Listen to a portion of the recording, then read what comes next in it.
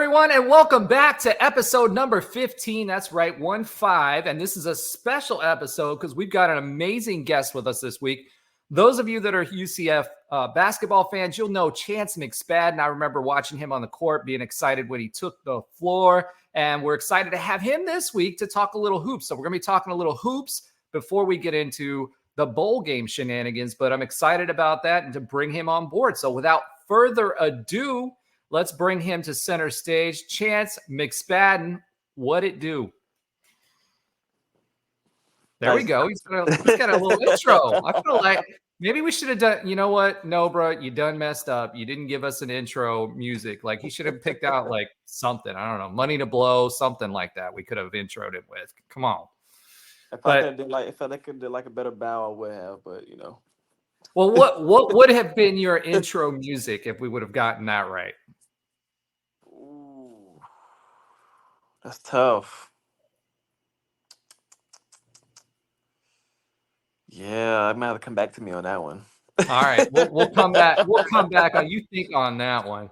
So next, we're going to bring Alan to the stage. Alan Levin, he's back with us. We missed you last week.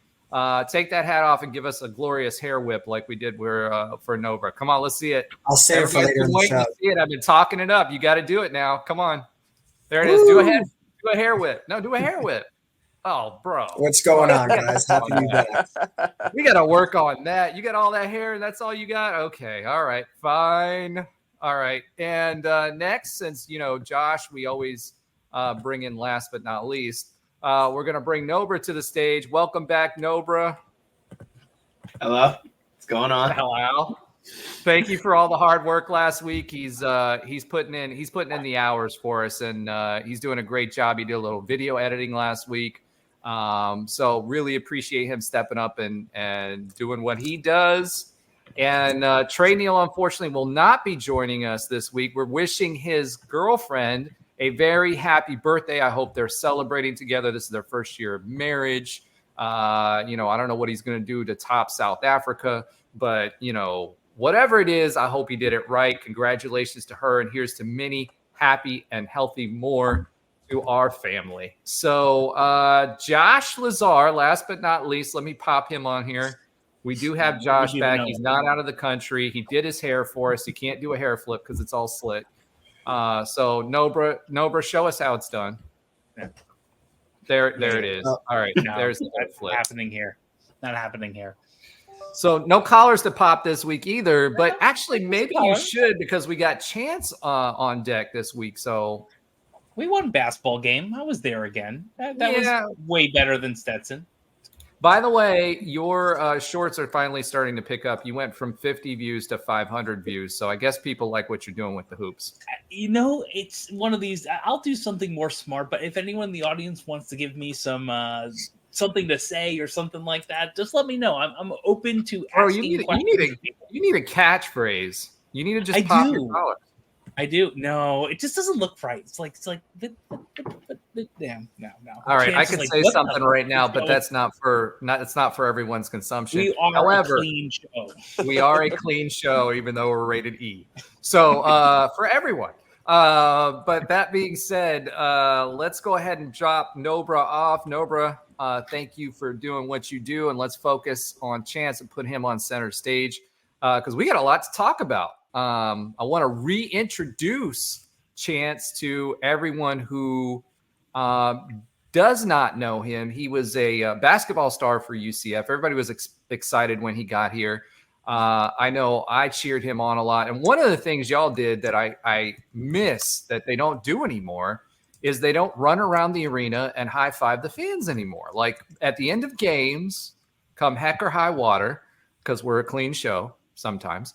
Y'all used to run around the arena and used to high five all the fans. All the little kids would run down there and say what's up, and they don't do that anymore. And I don't understand that. What do you know why they stopped doing that? COVID. Makes sense. COVID is over 2 years ago, bro. I mean, I graduated in 2019, so 2020, I'm pretty sure is when COVID came. So I don't know if they stopped it then. If so, maybe they just stopped it and just forgot about it, or I don't know. Maybe they're just like, you know what, we ain't done it in a year or two. Let's just never do it again. I don't know. I don't know. They need to So, do it again. That was a thing. That was fan engagement. So, right. but super excited to have you on the show. Why don't you just give everybody a quick breakdown? I remember you, but for those that don't, your time at UCF and what position you play, because people can't tell what you look like sitting down. But and a little bit about what you're doing now. Yeah. Just keep a long story short. Came in 2015. My recruiting class was me, Tacko Fall, and Chad Brown. That was our recruiting class. Great recruiting class, by the way. Yeah, Chad, it the was high energy guy, Tacko Fall. I mean, Taco's Taco. So right. Yep. Yeah, I mean, it was exciting when we came in. We was all roommates together. We had been talking for like almost a year about, hey, when we get to UCF, we're gonna get things rocking. We came in and with Donnie Jones, who's now at Stetson.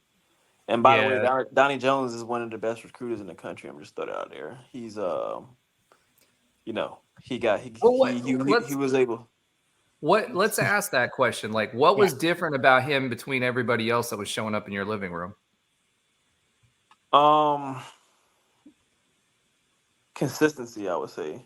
Uh, he offered me when I was a freshman, my freshman summer going into sophomore year in high school. So I had an offer from him really early. He was my first Division I offer. And from there, him and Coach Tillis, I don't know if you remember Big Coach Tillis, Yep. tall 7-foot coach.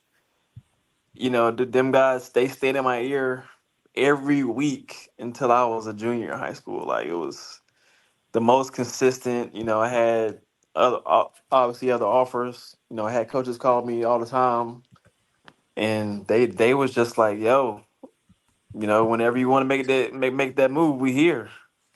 I'm pretty sure nobody else calling as much as we are. We want you. So they showed up to multiple high school games. I mean, came and did an in-home visit. So I mean, he just got my respect from when I was a freshman in high school. He did it better than most coaches did. So yeah. Well, that's awesome. Like it's a process, right? So I didn't go through basketball recruiting, but I did go through a little bit of football recruiting Yeah. at the D1 level, and you're right as far as consistency is concerned, because the people that really want you, they're not going to come in late and try to snipe. Right. Right. Just trying to ride a wave at that point. Yeah. And then when we so obviously freshman year we didn't have the greatest year. I can't remember what our record was, but I think it was probably like 13 and maybe or 13 and 14 and like 18 or 19 or something like that. 13 and 19. I don't know. I can't remember what the record was, but it was a negative record. Well, Donnie Obviously, Jones always did great in out of conference, and then we went into conference, and it was like, oh man, it was. yeah. What was the difference for you guys? Was it just they knew us, or was it just the caliber of players, or what do you think? It wasn't a caliber of players. I think my freshman year team, okay, this is gonna be a controversial take, but my freshman year team was better than all the teams I played with for the next years. Talent wise. Really? Yeah, roster wise for sure. Because you get the thing about our roster, we had obviously myself, we had Tacko, we had Matt, we had Donnie's, we had BJ, we had Shaheed Davis, we had Justin McBride, we had Stephon Blair, uh, Stephon was that. awesome. we had Tank Effiani, who came Yep. in from JUCO, Chad Brown. Uh, we had some dudes on that team, man. It was Daquan Walker, Matt. I mean, if you talking about roster wise, I mean, that was the most talented roster since. I mean, that roster from top to bottom to me was like top notch. It was just that we had some stuff off the court that don't make it to the media that some guys just weren't focused, and I think that's what's the turning point when you have other teams like Houston and UConn and Memphis. All those teams are focused coming in, and we had some guys that just weren't always fully bought in, and that was the difference in my opinion. It was never talent; it was focus.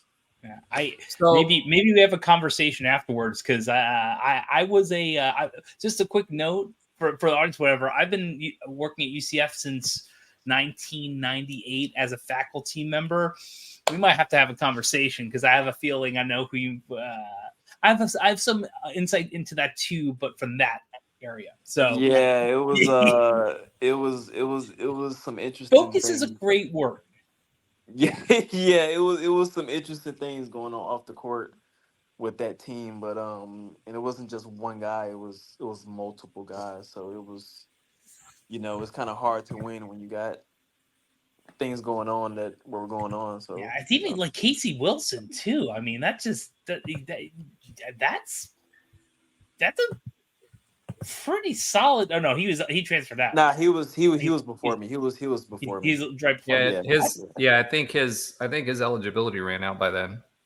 Got it. Yeah. I mean, he was still shooting those threes from full court or whatever, Yes.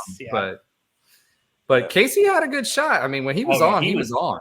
Casey percentage wise was, I mean, I was doing my research on the team before I even got there, but he was one of the best 3-point shooters in the country, I think, statistically. Exactly. For a while there, he led them. He led the league, the NCAA, for I think it was like 3/4 of the season. He led statistically there for a while. So he was a good shooter. I do have a question. How is it rooming with an 8-foot tall like center? I mean, like I can't imagine like. What I know they did some stuff with his bed, so that took up more room. Like I'm assuming you guys had those like quad type style where everybody had their own room, but you had a central area, or what?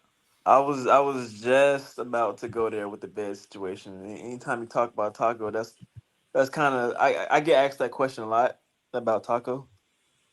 But yeah, in the rooms, pretty much what they did was right. Everybody has a full in towers. Period. It's all full size beds. Yeah. Every room has a full size bed, same bed. But for Tacko, obviously, you cannot have a full size bed. It's not gonna work out. No. That'll be crazy. So what they did is they took off the headboard of another full size bed, pushed another full size bed into the room so that was lined up the long ways. Put a mattress over it, a very long like pad mattress thing, and like made a way for him to be able to sleep comfortably in that room. It was a funny thing to see. Every time we walked in this room, we just laughed. It was just like, bro, you got two beds pushed right next to each other just to fit your whole body on. It was crazy. Well, and I can imagine flying on a plane too. I mean, look, I know Ben really well. I've known him for years, and he's 7 foot. He's 7'1" or 2, something like that, right? And when that man walks in the room, I mean, you got 10-foot ceilings. He's still ducking below the door jams to get in. It's like I couldn't imagine like flying on an airplane like that because you guys flew commercial. You didn't even fly charter, so I don't even know how that worked. Yeah. We was flying commercial, and then it was like, well, he automatically has to get the emergency exit. That's where he sits. He sits in the emergency row, so there's a lot more room there. So every flight that was just automatic, he instantly got it. And if there was a problem with like somebody else in that row, when he walks up, they're like, "Come on, bro!" Like, like I understand. I understand this was your seat, but I kind of it ain't your seat anymore. Yeah, it's over. That's over. You see someone 8 foot walking up on you in an airplane, like, yeah, that ain't your seat no more, bro. You're done. What are you gonna do? Be like, yeah, fight me for it. Yeah. I mean, like the man's shoe is probably as big as his torso, so I wouldn't mess with him. Yeah, man. I mean, we used to put our shoes. Some of us used to be able to put our shoes on and put our foot inside his shoe with our shoes on. That's crazy. That's crazy. That's crazy. Like, no exaggeration. Man.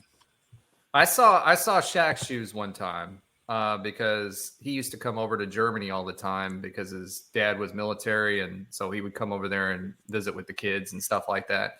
I met him one time, and he had his shoe, and he left it. They left it because something happened at the school. That man's shoe was ginormous. I can't imagine how that compares to like Tacko's shoe. Like I could probably put my whole forearm in his shoe and a little bit more. You know what I mean? But no, man, it was we had some good times. That was the best 4 years, of my life thus far. Obviously I tore my ACL. I had a pretty good freshman year. Started a good amount of games. Mike O'Donnell had a pickup session. A couple pros came down. Some players from our team, other college players. He invited all of us. We played a pickup game, and I made the wrong move. I think I was actually going past Austin Rivers' little brother on a drive. Spencer went for the layup, and I planted to go up. Knee went backwards, tore my ACL. Oh. Yeah. We have trouble with our student athletes and pickup basketball games because, there was a certain football player that had a problem with that too. I know what you're talking about. Yeah, he used to come in. It was two of them actually that used to come and play with us all the time. Yeah. But yeah, man, I tore my ACL. Obviously that was when we didn't have a coach. We went like a month or two with no coach. So we were just on campus like, yo, who's gonna be our next coach? So I tore my ACL before Johnny even got there. So, he was already, he got there. He was like, damn, tore ACL. It is what it is. We believe in you. We're not trying to get rid of you, nothing like that. We watched your film from your freshman year. We want to keep you here. So he called me. He reassured me. We talked in person, and I did want to transfer just because most players want to stay with the guys that recruited them. Yeah. Right. So it was kind of like a decision that a lot of us had to make. Like, do we want to stay? Because I wanted to stay to get to know Johnny. I didn't just want to transfer. Like, hey man, let me just stay here, get to know this guy, see if he's a guy I want to play for. Yeah, because Donnie, didn't he go to like Wichita State? Yeah, he went to Wichita. I'm not sure. Did he go straight to Dayton or did he go to Wichita first? I think he went to Wichita first and then to Dayton. Yeah, Wichita. And then came back to Stetson. Right. Yeah. So, yeah, man, had to go through the ACL. Obviously, had to sit out a year, then come back the year after that year. Started off that year pretty good. Then kept battling injuries. I could never be consistent. I was just an injury-prone player. I tell you that. Injuries in practice. At ECU one time, went up for a layup, high ankle sprain. They kept me out for some weeks. It was just crazy. And then obviously I tore my ACL again at Stetson when I finally back up with Coach Jones. The injuries were, just unfortunate, but I kind of, looking back on it, without those injuries, I learned a lot of life lessons from that. But yeah, I can imagine that's tough for an athlete. You know what I mean? Luckily, I've been lucky having played basketball and football at a high level. I've never been injured, knock on wood, right? Right. But once you play and you devote that much time, especially, so now you're at the D1 level, right? You put all this work and time into it. You go, you play, you practice, you scrimmage, you do all these things. And then all of a sudden it's taken away for an entire year. Like yes, you grow up. I mean, I don't know. I'm sure you were this way too. I mean, even when I was in high school or middle school or even elementary school, every lunch break, like at school, I was playing basketball. Over the summers, I was on the court from like 7 a.m. until like 10, 11 o'clock at night. So you do that every day, day in and day out. And then all of a sudden you can't. I can imagine that's got for an entire year. That's got to be difficult. Yeah, man, it's difficult, man. It's more mental than physical. I tell you that. You know, Just the to hardest trust him part, again. right? It's just in my opinion, the hardest part about, and most people that had major injuries will tell you the hardest part isn't the injury itself; it's the rehab. Yeah. Like the ACL rehab is brutal, brutal. I will never forget the training we had at UCF. I forget her name. Mary. Oh no, not Mary. It was a physical therapist specifically for people that recover from ACLs. I forget her name. It was a blonde lady, real small petite lady. I forget her name. I wish I remember her name. If I could, I would have sit down and have a nice long talk with her. She was like one of the best people that ever ran across the UCF. But yeah, it was tough. But enough of all that ACL talk. Duke, Duke, Duke, from Oh, from we're this already day going on, to it's like, Duke? Oh yeah, boy. it's like yeah, I want to go to Duke because obviously it's rumored that we're gonna be playing Duke in the Gasparilla. But let's talk about Duke basketball wise. Well, Basketball Duke, wise, it's Georgia Tech now. Yeah. it's Georgia Tech. It's Yeah. Georgia Okay, Tech. okay. Because That's Hey, why. well, we're gonna. That's why the bowl. It's Honey Boo Boo or Honey Badger with Brent yeah, Keith. 'Cause he's the head coach now at Georgia yeah, Tech. Yeah, yeah. it's I was about to get into that the tournament talk when we lost that game versus Yeah, Duke. do that. Talk about it. Like, when how'd that when the feel? game Like, was taken from you. Let's be fair here. We all It saw was that saw the fouls on the boxing out. It you know something. what? Yeah. Yeah. Let's keep going. let Yes. him tell the story because I'm still mad about that one. I can imagine you are Yeah, I too. want to hear the story. Yeah, man. Just being, obviously I wasn't playing, was hurt, but just being there. First off, the atmosphere was insane. Like from the time you leave your hotel to the time the ride over there is just like I have never seen that many cameras like ever for like an event. I was like, yo, this is crazy. But just looking back on that game, one, I gotta give respect to our fans because obviously there were Duke fans were highly in attendance, but I feel like our fans might have been louder in there.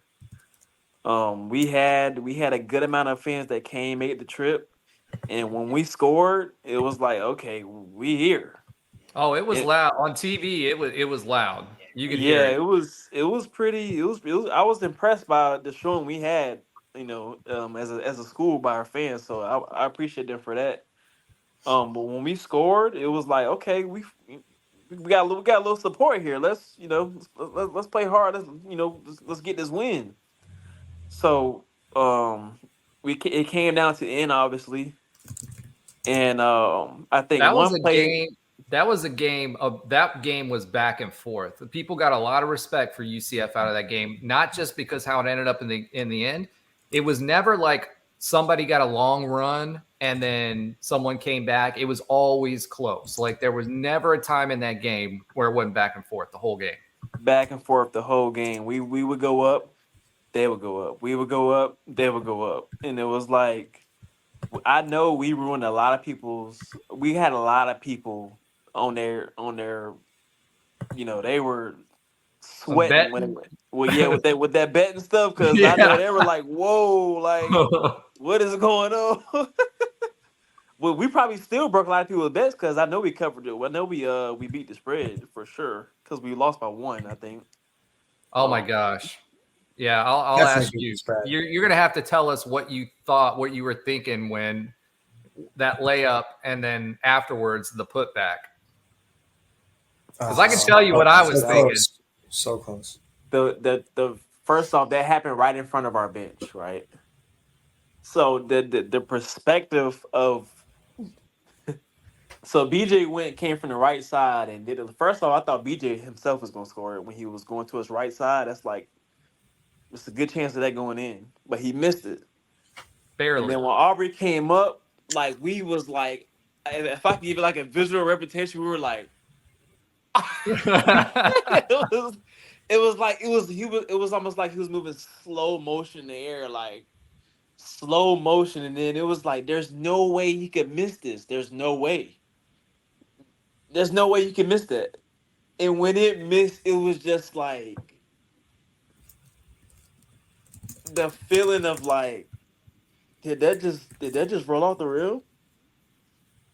It was like my heart dropped into like That's my just it stomach. too. It rolled around the rim and then out, rimmed out. It It was didn't just like like bounce off or like pop off the side. oh, It just went. It went around. I just remember looking at that. I'm like, when he went up for that second one, I was like, oh, this is going in. man, it was almost like did somebody have the controls on the rim at that point? Like it was like, oh Someone magnetized the rim and had yeah. a magnet on the ball. Like repel, repel, repel. Man, it was like what was it like? I don't know because Aubrey, it's the slim chance Aubrey misses that in any other game. But I Yeah, mean, Aubrey was a good player too. I mean, Yeah. yeah, he was yeah, very for He scored sure. 32 in that game, man. He was Yeah, the he man was on fire. his draft stock his stock period went way up in that game. Yeah. He put the nation on notice with his performance in that game. Also, a lot of other guys stepped up in that game too. yeah, I was gonna say with I can't remember his name now. Who was the Duke player? Big Duke player. They had Zion Williamson. Zion. RJ Yeah, when Barrett Zion, was on that team. everything that went into a Zion, everybody knew he was going to go to the draft after that. Oh, yeah. All the hype about him. He got the big shoe contract. All that stuff was going on around him. And it was like I remember the lead up to it was all going to be like Zion versus Tacko, right? Yeah. Tacko was there, but it wasn't about Tacko. Tacko played Zion tough, and I don't think Zion got the better of him, to be honest. I mean, No, absolutely not. So I think it really all that energy was around that game for that tournament at that time in the tournament. That was the big game. I mean, ESPN was hyping it up. Everybody was hyping it up. Everybody wanted to see Zion. And then you guys came in there, and when you played the way it almost felt like before the game, it was kind of like, okay, Duke's going to win this, blah, blah, blah, blah, blah. But then after it rimmed out, like the entire narrative for that week was UCF should have won that game. Yeah. Well, Coach K actually said that himself. They wasn't supposed to win that game. They weren't supposed to win that game. They really weren't supposed to win that game. That's like, it's not just we're saying that. There was calls like, I remember one time when Zion, BJ was guarding him. He bulldozed BJ, which was a clear offensive foul. BJ went flying. He spins into Tacko, goes into Tacko's chest, gets the and and we're just like, how was that not called an offensive? I'm talking about like, it was almost like a running back with holding the football. Yeah. Just running full speed ahead, charging somebody. They go flying, no call, like no call. Yeah, it was crazy. Those refs were bad, Dan. Man. Yeah, and I think it's that there was a couple of those that were no calls that got Tacko fouls that really put him on the bench. I mean, he was only in that game for about 2/3 of the game, about 25 minutes. But man, there was a bunch of those. There was the boxing, so that's the thing. At the end of the game, UCF's up by like 4, right? And we're doing great. We're doing everything we can do. There's free throws coming out, and then just multiple people. If I remember, it was RJ and Zion just like threw people out of the way off pushing them back on the free throw. Yeah. He hooked them. It was like clear as they're in the ref on the free throw. By the way, the ref is standing right there. Oh yeah, yeah. Yeah, and it still took RJ Barrett, with 11 seconds or so left to take them to a 1-point lead, of which we have multiple shots of getting something. Yeah, I know. But see, that's the thing. I think, nowadays, I don't know how much of that would go under replay or some of the things. Maybe not. Maybe you just it wouldn't. And I'll tell you why. I mean, think about Tacko all season that season or any other season he was in. Yeah. They would call fouls on him just because he was such a big guy versus everybody else. True. he could stand there and put his arms up and like have his wrist bent down like this, and it was a foul. Like, because, they'd say, oh, his hands weren't straight up and down. You know what I mean? He just was so big that, like, he would get stuff called on him all the time. And, it was like the hack-a-shack kind of thing. There was, for a while there, I don't know if you remember that, people would foul him on purpose to get him through the free throw line as well. So, like, it wasn't fair to Tacko because a lot of the fouls that were called on him were just BS fouls because of his size.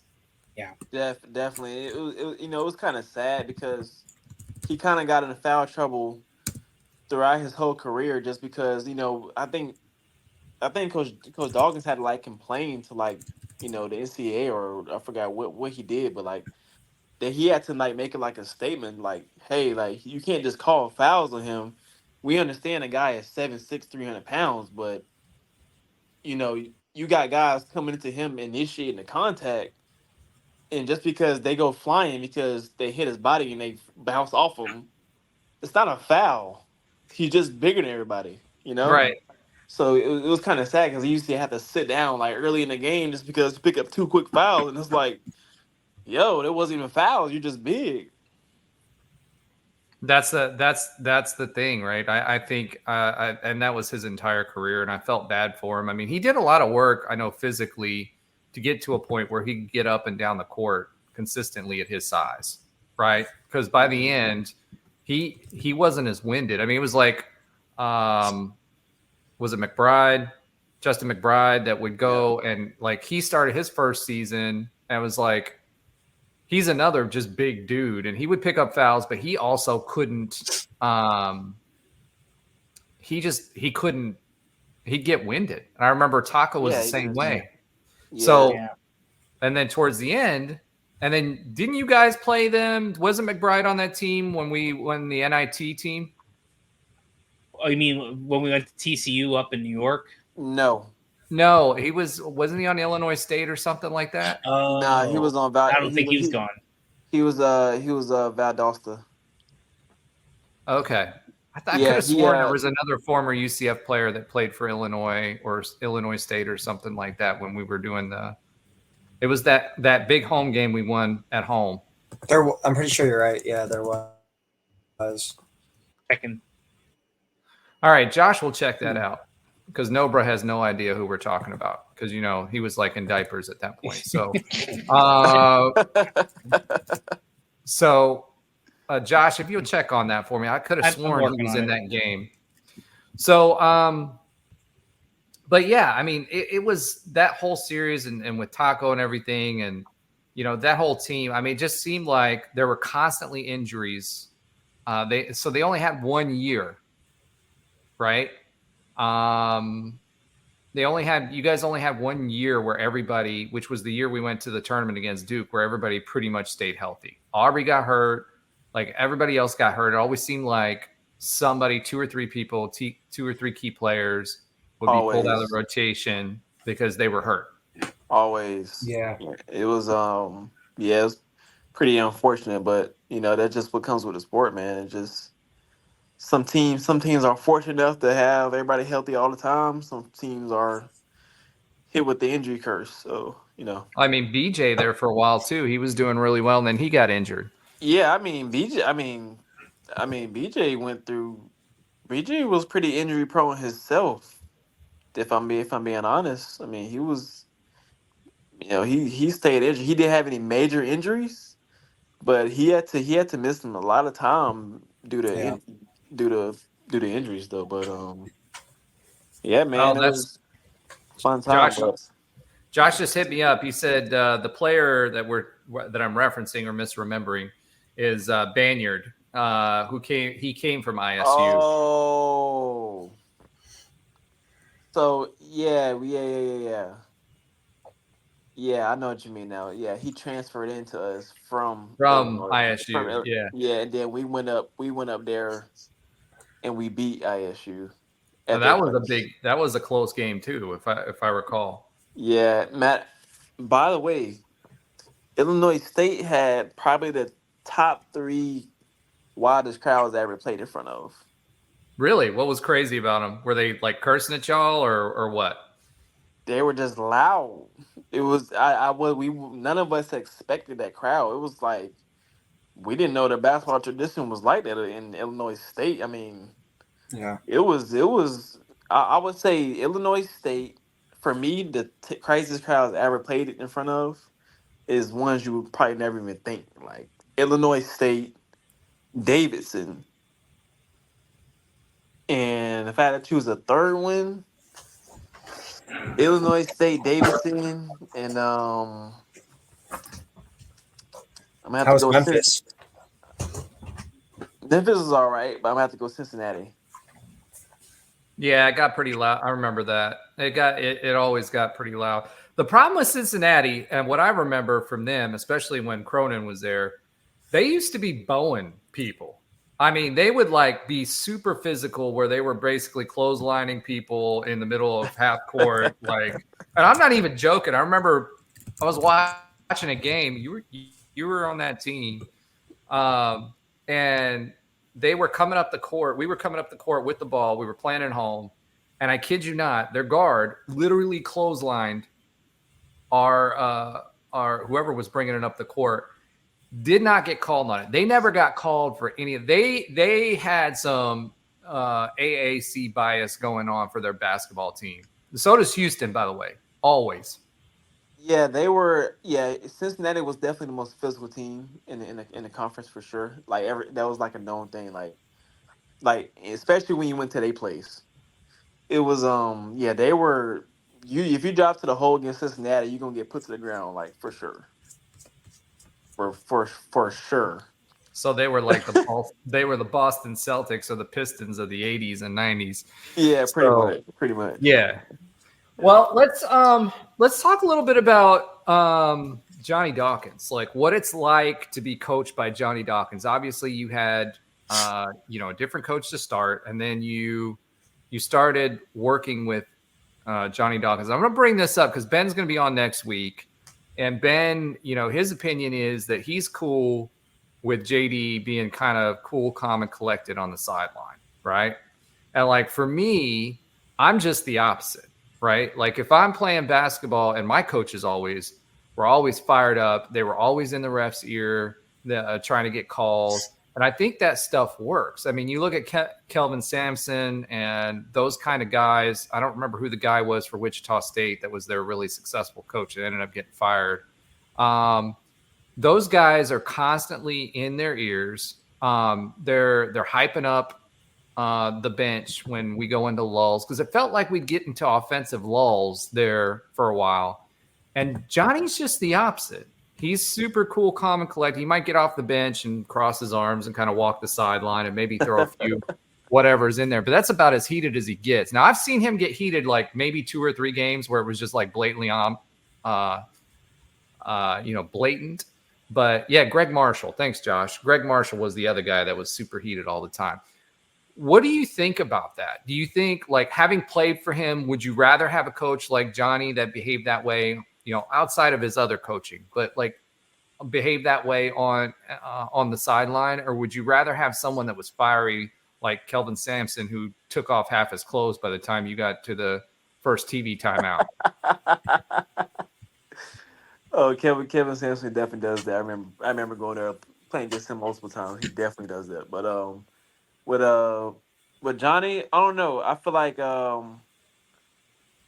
did that hype you guys? Would that hype you guys up more, or the fact that he's a steady hand and showing confidence in you, is that better for you as a player? I prefer the temperament of a Johnny. I do. Matter of fact, I think the temperaments of Johnny and Donnie were pretty similar actually. They both don't really. I think Donnie might be a little more. He's animated. He can get animated during the game. Yeah, he can. He's a little more animated, but he's not like one of those in your ear type coaches. But as far as like Johnny, I feel like with him I like that better because when it's in a moment of real pressure in the game, in my opinion, I think it's better to have a coach that's calm. Not only because it's cool to have a coach that's fired up, in your ear, in your face all the time. But it's something about when you have a coach that's like calm in a tense situation, it calms the team at the same time. So when you go in that huddle, it's like, okay, this was going on. This is the situation. This is how we're gonna get out of this situation. Let's go out and do it. I got the utmost confidence in this group. We practice for these situations. Let's go out here and execute. That's more relaxing to a player than if the coach is all in your ear, and then when you go on the court, it's like more. It's almost like more pressure. Just me personally, I do prefer a Johnny temperament for a coach. That's interesting. With just a little splash of craziness. Not calm all the time. Because don't get me wrong, you know, he did most of his stuff in the locker room where you couldn't see it. Well, that and I heard him practices. He got after it a little bit too. Yeah, yeah. So like, don't let him fool you. He's just more like in the moment when he knows he's being watched. He doesn't like to come out of character. He doesn't like to show that he's flustered. You know, he remains calm. So it seems like it may get on a lot of fans' nerves, but that's just his way of keeping his players calm, in my opinion. Well, it's just funny because we all know how competitive Johnny Dawkins is. He was an NBA player. He was a rookie. He was the NBA or was he the NBA Rookie of the Year, I think? And he was the NCAA's top player his last season as well. Mm-hmm. That man, you do not get there unless you're competitive on the court. Now, he wouldn't, from what I recall, he wouldn't talk trash from what I've seen of him, because I went back and looked at his film back when he was a player and all that other stuff. He wouldn't talk trash on the court, but he was hyper competitive. Like, he did not. You have to be at that level if you're getting those kind of accolades. His play does the talking. Uh-huh. Just like he feels like his coaching should do the talking, and in my opinion, right? He did take a team to the NCAA tournament. He did take a team to the NIT championship. So he has won at UCF at some level. I do think Coach Donnie Jones recruits helped them a lot, right? Because I agree with that. At the end of the day, he did win with Coach Jones' talent, Except for his son.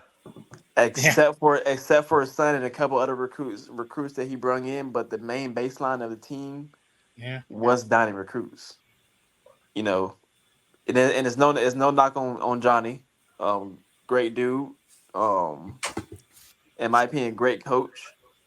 But I think after Donnie recruits left, I feel like it kind of went downhill from there. All right. Sure. I don't necessarily disagree with you on that. I also think that Johnny's playing with a stacked deck right now, playing against a stacked deck right now. To be honest,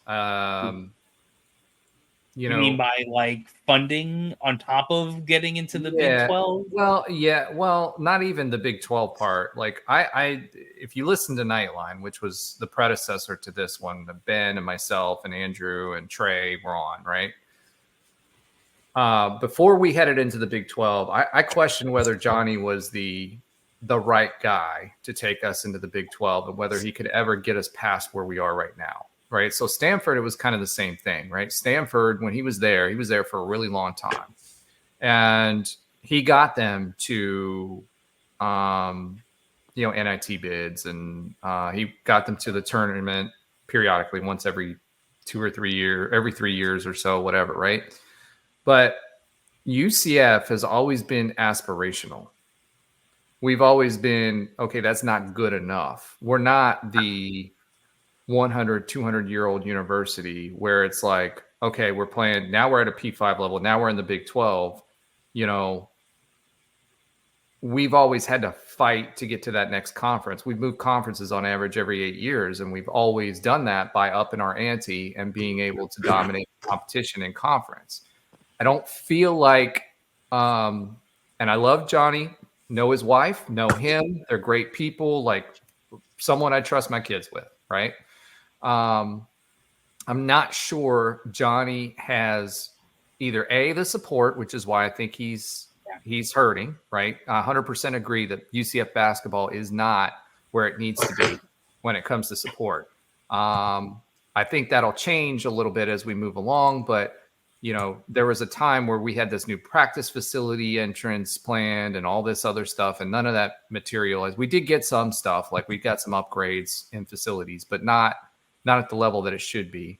We're finally able to afford, guys being chartered. I feel bad for you guys flying commercial all the time, because it's bad enough as just under 6 foot trying to sit in a commercial seat. You know what I mean? I can't imagine what it's like for people that are 6'6" or 6'8", whatever. But like I don't know. Like for me, like I think Johnny was a good stabilizing force. I think he'll get you what he's got so far, but I don't think he's the one that takes us to the next level. So at what point? Because I said, hey, he'll get another 2 years to get us in the Big 12 and get situated. Once the money starts flowing, it'll probably be the end of his run. Not because he's a bad dude, not because of anything like that. Love him to death.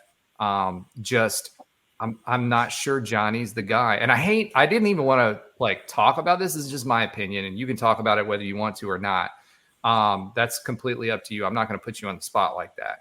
But for me, that's kind of my outlook on it is like Johnny's got maybe a year or two, and he's getting better in the recruiting. He's bringing higher quality guys in, right, with the Big 12 tag, but it's still not where it needs to be to compete.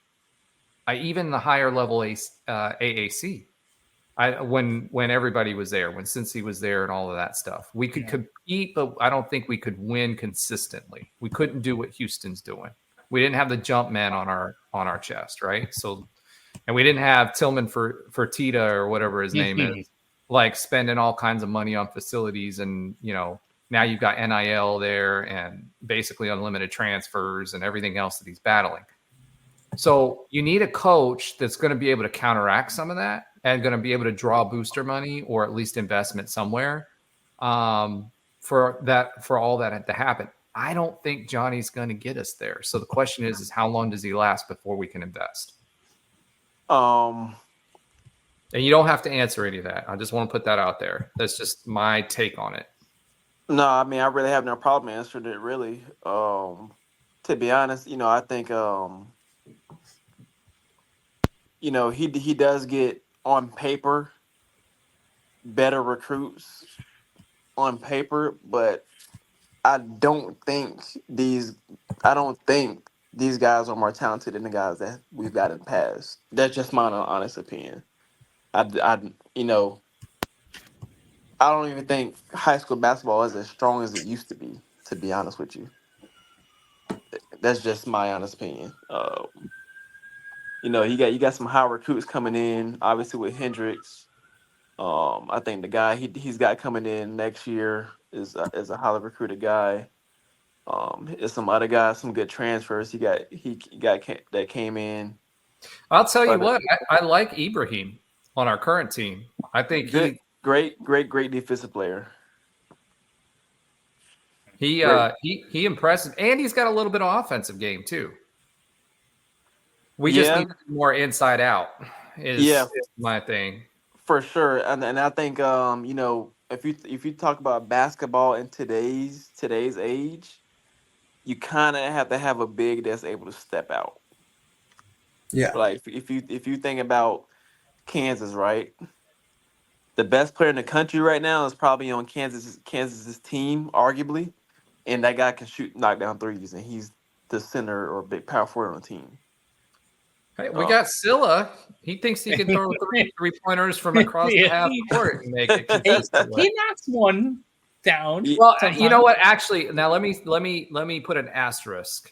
We we gotta wait until some actual competition is being played. Well, even last year though, Scylla, like, I used to get so frustrated when he'd go out there and hang out by the 3-point line, and then he'd just chuck a shot up, right? But his 3-point percentage last year, I think, was actually somewhere like 37-38%. So he's making them. It's just like, should he be the one that's shooting them, and can he do it at volume? And that's what we're seeing now. You know what I mean? Because if you're doing that, your big's got to be, there for the rebound. And if he's out there shooting the three, he's not going to be in there. His size advantage goes away.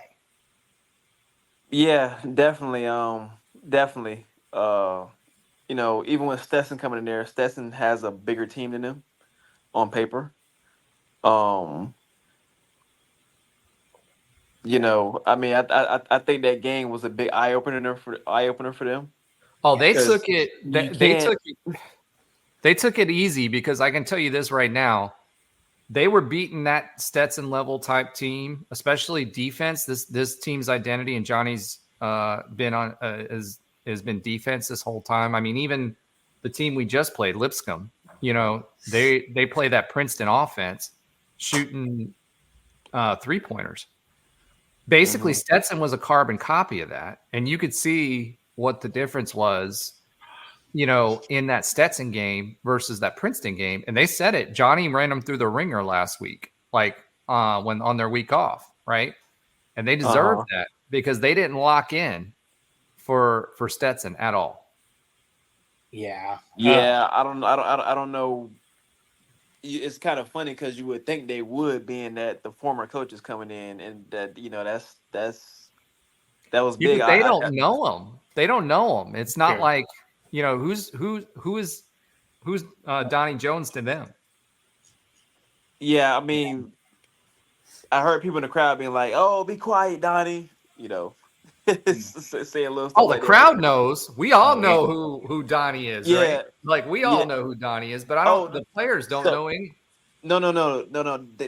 They know him, one, because anytime Coach Dawkins is playing anybody that's so how can I put this?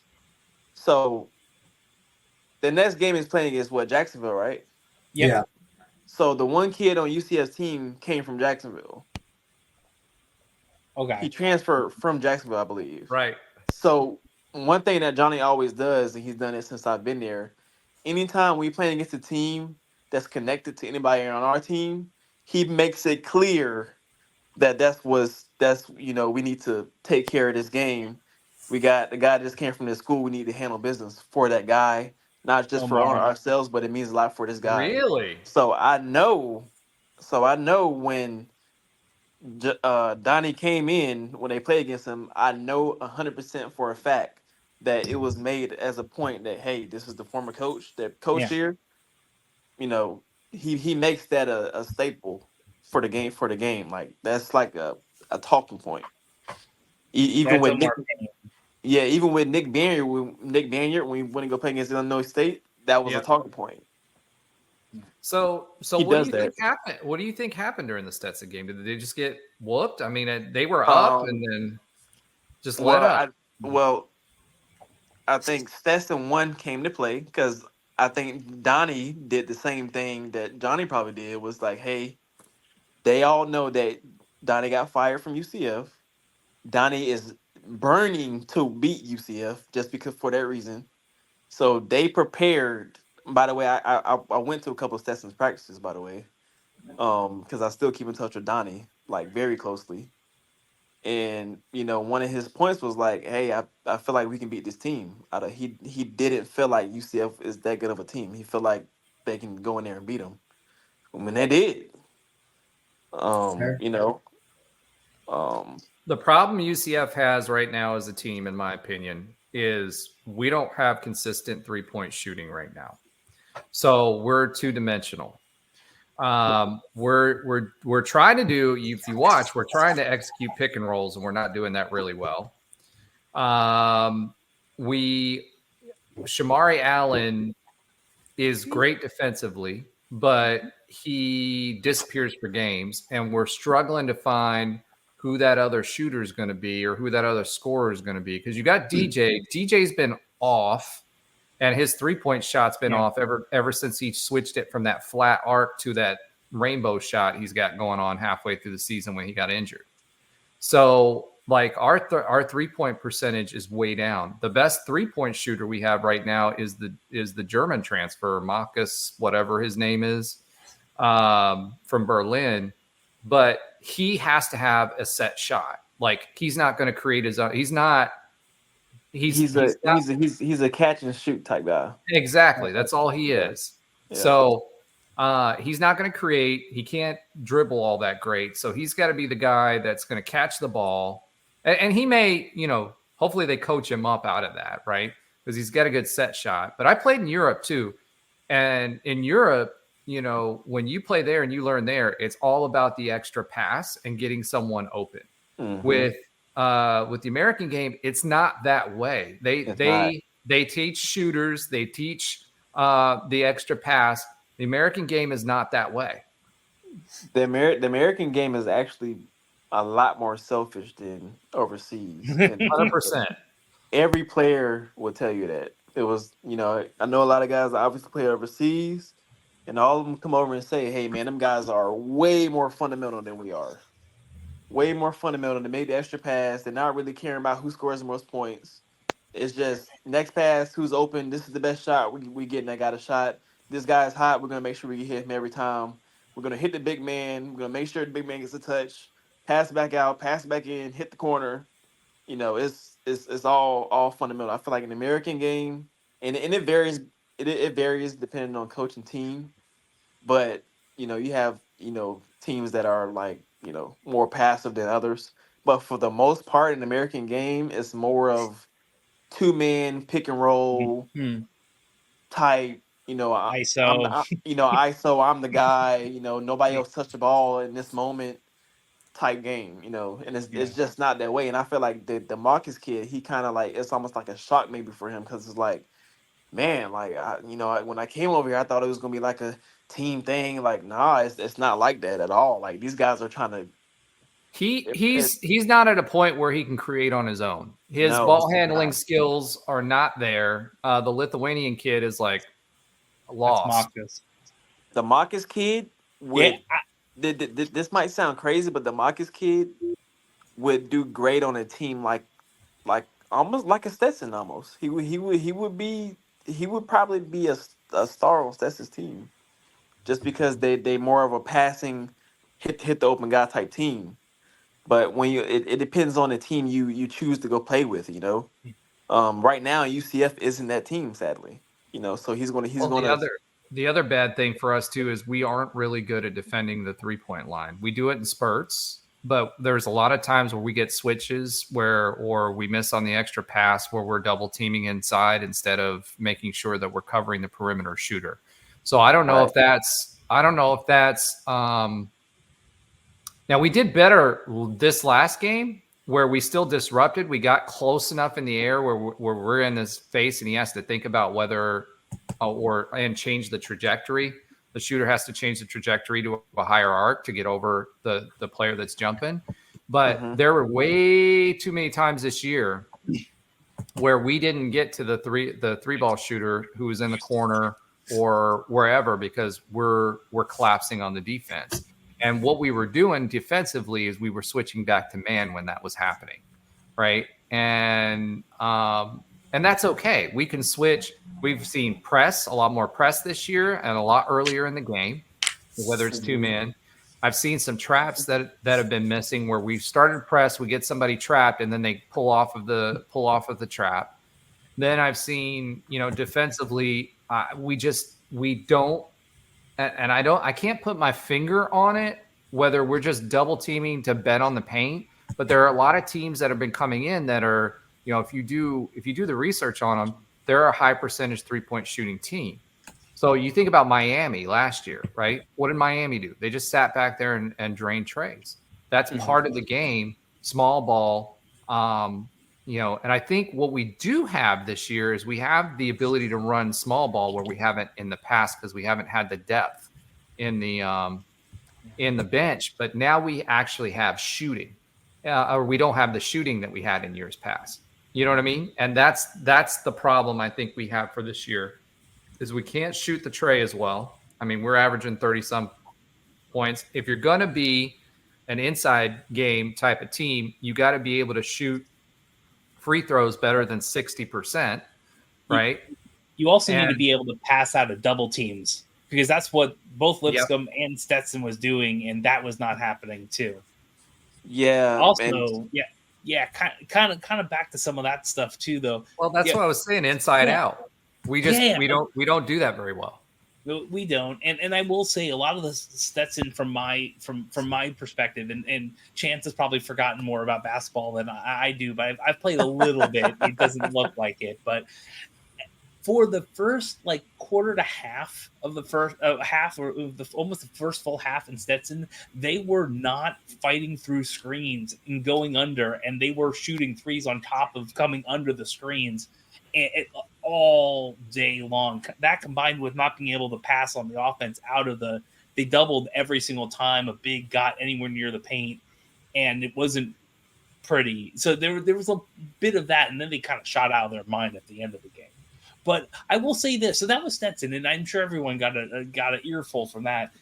We were talking about the text talks. We were texting on the Lipscomb game, and you were kind of talking about Machowski a little bit, the German, as you say, from It's not the German, it's Z German. Come on now, if we're gonna use the German nomenclature, let's do it right. Keyboard. The German, it's a German. Yeah, really. As a half German person, come on, I know English is a second language. That's how you say that. It's the German. That's fair. I won't judge. When he and Comey and Hendricks came off the bench, it wasn't even like we were right next to like Comey. the 16 or the 12. Oh yeah, no, I'm with you there. Comey is gonna be a star. It wasn't 30 seconds before the 12-minute timeout, right? They came in and there was some energy and excitement. There was some three. I think Tyler made 2 threes in that game, right? So I feel like there's a general idea of what's going on, but there's some play with who, like Avery kind of shoots threes every so often, and they, him when he's in the game, their plus minus, whether you believe in that stuff or not, is usually pretty good.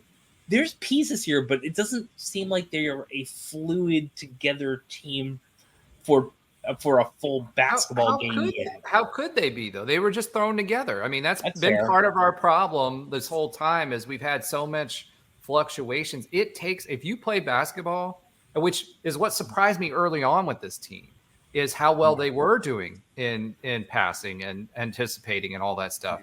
When you play basketball, and Chance, I'd love for you to speak to this. When you play basketball and you throw a team together, it takes a minute for them to come together and really be able to anticipate, okay, if this person's doing this, I know his strength is this, so I'm going to make sure I look for this pass or whatever. So can you kind of speak to how long it takes a team to come together like that? Yeah, definitely. When you got a team that's, a lot of that has to do with the transfer portal now, right? So it's kind of hard for teams to build a team that all the guys are together for 3 or 4 years, right? So you're almost forced to have teams, being put together just on a whim based on the transfer portal, because guys can just transfer and play immediately. Guys are transferring to get NIL deals. Guys are transferring for all other reasons besides really basketball now. So, you got what happens is the game gets away from team. It becomes more of individualized. It becomes more of, okay, we are here together as a team, but at the end of the day, I need to make sure I need to get my stats. I need to make sure I'm good. I make sure my NIL deals are locked in. Because I hate to be the one to say it, a lot of these guys are playing for bigger NIL deals. Just saying, that's just me. But I mean, you play the game that's out there, right? You go by the rules that's out there. I'm sure Tacko might have been in that situation. Yeah. I mean, Brandon Goodwin before you got there. There's people would have gotten their bags there's a lot of people that wouldn't have been around for 4 years here. All right. So Right. the question is, are they getting McDonald's bags That's old school. or are they getting Chick-fil-A? Because Chick-fil-A is a so- little higher than what the McDonald's bag is. Burns. So, I don't want to throw what no players are making, but the highest paid player on the team right now is Sellers, and he's making a pretty penny right now on NIL. Good. Like a pretty penny. He's playing like it. Well, when they handed the ball, that was the thing that I didn't get in a couple of other games. Like without Sellers in that Stetson game, there would have been a problem. They would have lost by 40 or 50. It would have been Sellers, a problem. Sellers is a good player. Like he is a solid scorer. Like he's the guy that you can put the ball in his hands, and because he's a multi-level scorer, right? He's not just okay. I'm only going to dry the paint. He's got a good 10 to 12 foot shot, right? Like he can turn around and hit a jumper, and he can hit the 3-point, the 3-ball every once in a while too. So, like, he's the most complete scorer I think we have on our team.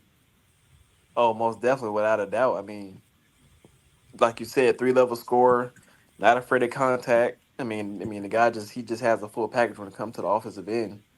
And just to go back to what we were saying about the chemistry of a team, when you got like guys transferring in from different schools, different systems, it takes a while. I mean, and I feel like they should use conference play. I mean, out of non-conference play, to use that as a chance to kind of figure out their identity as a team.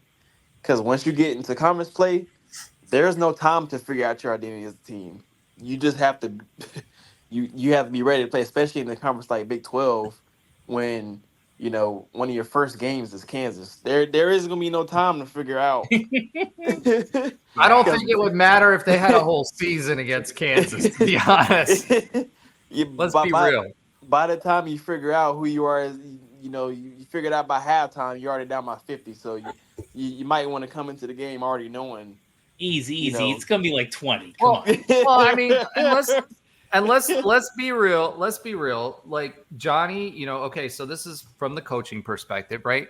Johnny has been doing a lot of different lineups to see which ones mesh best in what situations. If you don't understand some of these subs, it's because he's playing with the lineups to see which ones work together in the best situations. Who's the best 4 if you're going to go small ball? Who's the best, if they're subbing 2 of their bigs out, but you still want a size advantage, who are you going to put in there that's going to be able to play? It's like Scylla frustrates me so much. Like he's got some tools, but he just plays, and Payne's the same way. His fouls, some of his fouls are so, I'm just going to say this is going to sound terrible, but dumb. They're like dumb fouls. It's like Payne's got the ability to shoot. He's got the ability to play defense. His problem is he's now in a league that's not going to give him the benefit of the doubt anymore on those foul calls. So you got to be even more cognizant of when you're doing it and how you're doing it and how you're playing. In Lipscomb, he got 2, I think, easy ones to get him up to 4 in like the first couple of minutes of the second half. I don't think he got into the game after that. It just kind of, and you can see what's there. Like he is a good player, but you can't be a good player with 2 easy early fouls in both halves of a game. You're just not going to play. You can't. You got to go to the bench. All right. Yeah, I mean, so Chance, we are, obviously we love basketball, like Josh and I both do. We love football. I've played both at a high level. So, Josh played rec league, but I played in the Y. I was okay. But the point is I want to be cognizant of your time, because I know we're now an hour and 10 minutes in, and you had a time limit, and I didn't even get through 3 of my points that I wanted to talk about with you, because as you can tell, I'm a big hoops guy, and I think we could talk for hours. So one, I told everybody that we'd be having you on, right? And I'd really like for you to come back and talk some more hoops with us. And I'd love it if you and Ben were on here too, because it's not just them, but Ben as well. Having you both on here. But I want to be cognizant of your time. So All good. I could have you talk about thoughts on getting in the Big 12, what you expect out of this team, what's the team performance so far. But I think we're going to back pocket that because I want to be cognizant of your time. So let me do this for you. Why don't you real quickly plug your because you got your own little thing that you got growing, and I'd love for our audience to hear about it so that they can check your stuff out too. Where can they find your thanks, Josh. So I don't know if you found the comment section here, but we send little quips to each other all the time. Apparently I'm not being cognizant of your time. So where can they find you on your content? And I promise Chance and I have had some conversations outside of this, and obviously the expectation is we have him on more often. So Chance, where can they find your content and follow you? No doubt. On Twitter, obviously show out Chance 22. Instagram, same thing, show out Chance 22. As well as now I'm into roofing. Actually work with 3MG, which is, as you guys know, you see 3MG everywhere at the football games. One of UCF owned. Yep. So I just want to promote myself on that tip. So if any of you guys is watching, need a new roof, feel free to reach out to me on all my socials that I just mentioned at ShowOutChance22. That's what I do now. I'm happy to be working for a UCF company. Best company I've worked for since I've been out of college. I see myself working here long term. They treat me well. And we just got voted the best roofing company in Orlando. So, Awesome. With that being said, if you guys need a new roof, I'm your guy. If you know anybody, I'm your guy. And yeah, it was a pleasure talking to you guys today. Definitely looking forward to being on more. I enjoy talking hoops a lot. And yeah. So do we, clearly. Yeah. And specifically with you, seriously, Chance, love it. Love that we get your perspective, and we're definitely going to have you on some more. Loved you as a player. We got to talk a little bit outside of this. We'll keep that conversation going. I don't know. Maybe we'll invite you to the group chat so you can see us all spaz out on the basketball games. Definitely have you back again. So thank you so much for your time. And we appreciate you, man. And, we'll be in touch. No problem, man. Maybe we can go to a bar someday or something like that. Hey, got one right here. I'm just saying. It's right near the beach. But yeah, I'll definitely be down. So you let me know. All righty, man. Hey, pleasure being on here with you guys. Have a nice night, man. You too. Take care. Yep. Thanks. It's great. That was great. That was amazing. Alan's like, I don't speak hoops, so it's okay. We gotta get hoops. I know a lot about UCF basketball from previous his time here, but you guys were doing a lot of talking, so I just let it happen. Hey, just let it happen, Alan. It's just never let it happen. Apparently, Roger played. Why are we not hitting the B in the chat right now? Come on, seriously, no, bro. But it's hard to get a word in, so I was like, it's flowing. I'm just gonna let it go. It's hard. No one's ever told me that I talk too much. Oh my God, that was my first beat at UCF was UCF basketball. I covered from 08 to 11. You didn't tell me that. Hold on, I was the head UCF basketball writer for Central Florida Future for 3 years. Oh boy, I didn't know that about you. I've interviewed. We're peeling away the layers of the onion. I've a bunch of interviews like Ramsa, Tristan Spurlock. Who else from back in the day? All that Isaiah Sykes, that team. Good players too. Yeah. those So were good teams. why haven't they been? Why maybe you should like invite some of them for some segments. I'm just saying. I could definitely invite some of them. I talk to more of the football players now, but I could definitely. Yeah, I could definitely. I could be able to get Tristan Spurlock. I've talked with him a bit. I might be able to get him on. Yeah, I mean, I still talk to Zeke. I still talk to. Talked to AJ a couple of times. I think he said he would. He just said he's always busy. Well, I believe that he's always been there. He's an Casey influencer Wilson, like BJ. Obviously, we're gonna have BJ on at some point this season. He's busy calling games now, so. But I talk to him still all the time. He's just genuinely good dude. And obviously Chance. We'll have Chance on a lot more. Love talking hoops with him. Also a really, really good dude. And I love that he's real. Speaking of real, Trey Neal just texted me. And he's going to take one for the team. And he said he's loading up now, which in Trey time means he'll be here in 20 minutes.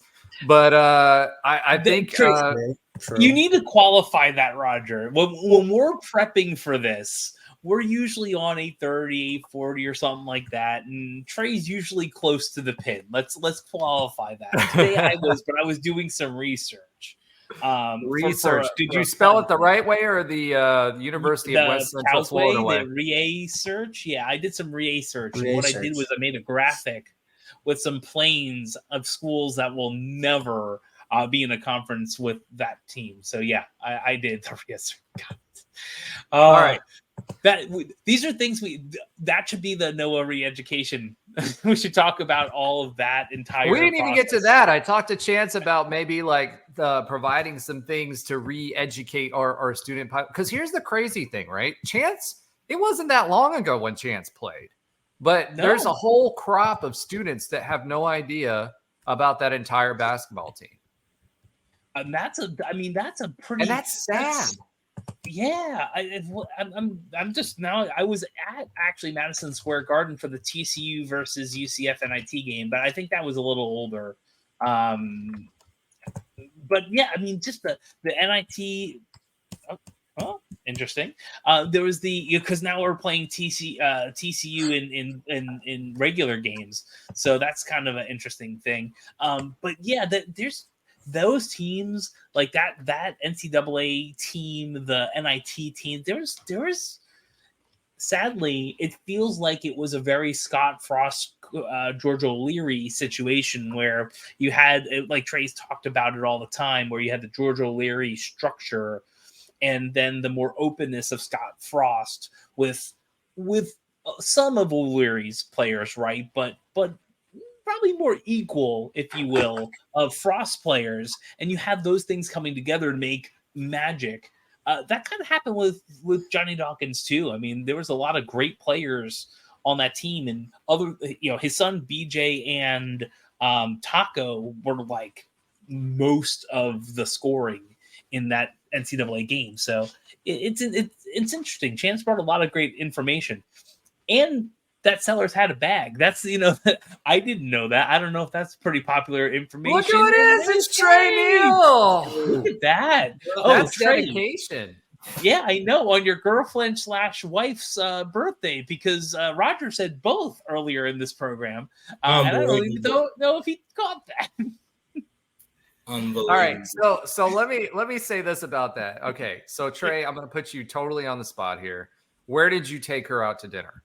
Oh, we went to an Italian restaurant. I forgot the name of it. It's a weird name here. Let me tell you.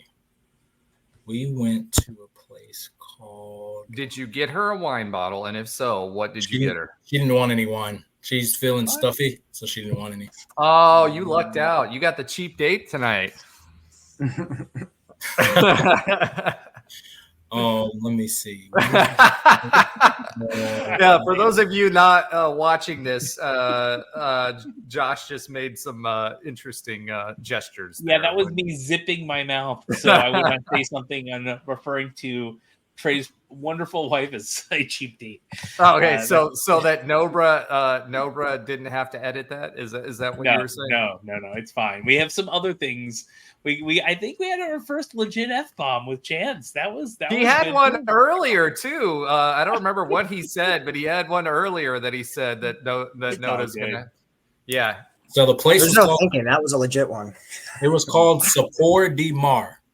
So I don't even know if I said it right. So all right, would you recommend it? Yeah, it was really good for Italian. What did you have? I had a lobster over some gnocchi, something. Gnocchi, bro. You It's don't have lobster at an Italian restaurant. What's wrong with you? It was good. Gnocchi is good though. I had steak yesterday, so I was like, easy. I'll take it easy. I don't want chicken. We're at an Italian restaurant. You're gonna eat steak. I had it yesterday. Don't want to have too much steak. Oh, bro. All right, I'm just gonna leave it at that.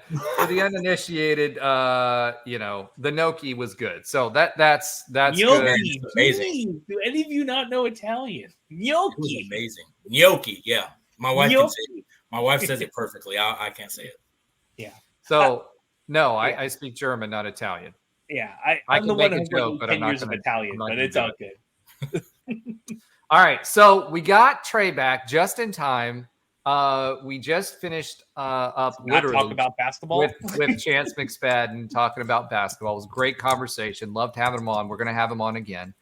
I told the guys beforehand we were going to do a little text talk. I know you're coming in late in the game, so I'm going to let the other two start. So, Alan, if you want to start with text talk, what did you have this week? All right. Well, since I'm first now, I'm on the spot here. Hold on. I gotta find mine too, Alan. All right, Josh, you're not going to go last this time. Go ahead. I'm going to put this up on the show notes. And here's the thing. So when we did the show notes, I will give you some behind the scenes here. The show notes said text talk ? And nothing else. So I didn't know what we were going to be talking about. I put the question mark there because I wasn't usually. I've always considered text talk for the games. I didn't. Yeah, we didn't have a So game. we could talk about So what do you want to talk about? Do you want to talk about the college? I was going to use this as the playoff lead in and the bowl lead in, but my gosh, like I was thinking something about maybe the Duke. That's why it also says in the notes we should do this, but from the college football playoff chat. So if you read all of the notes, you would know that yes, and not to mention I said this before the show too while Chance was here.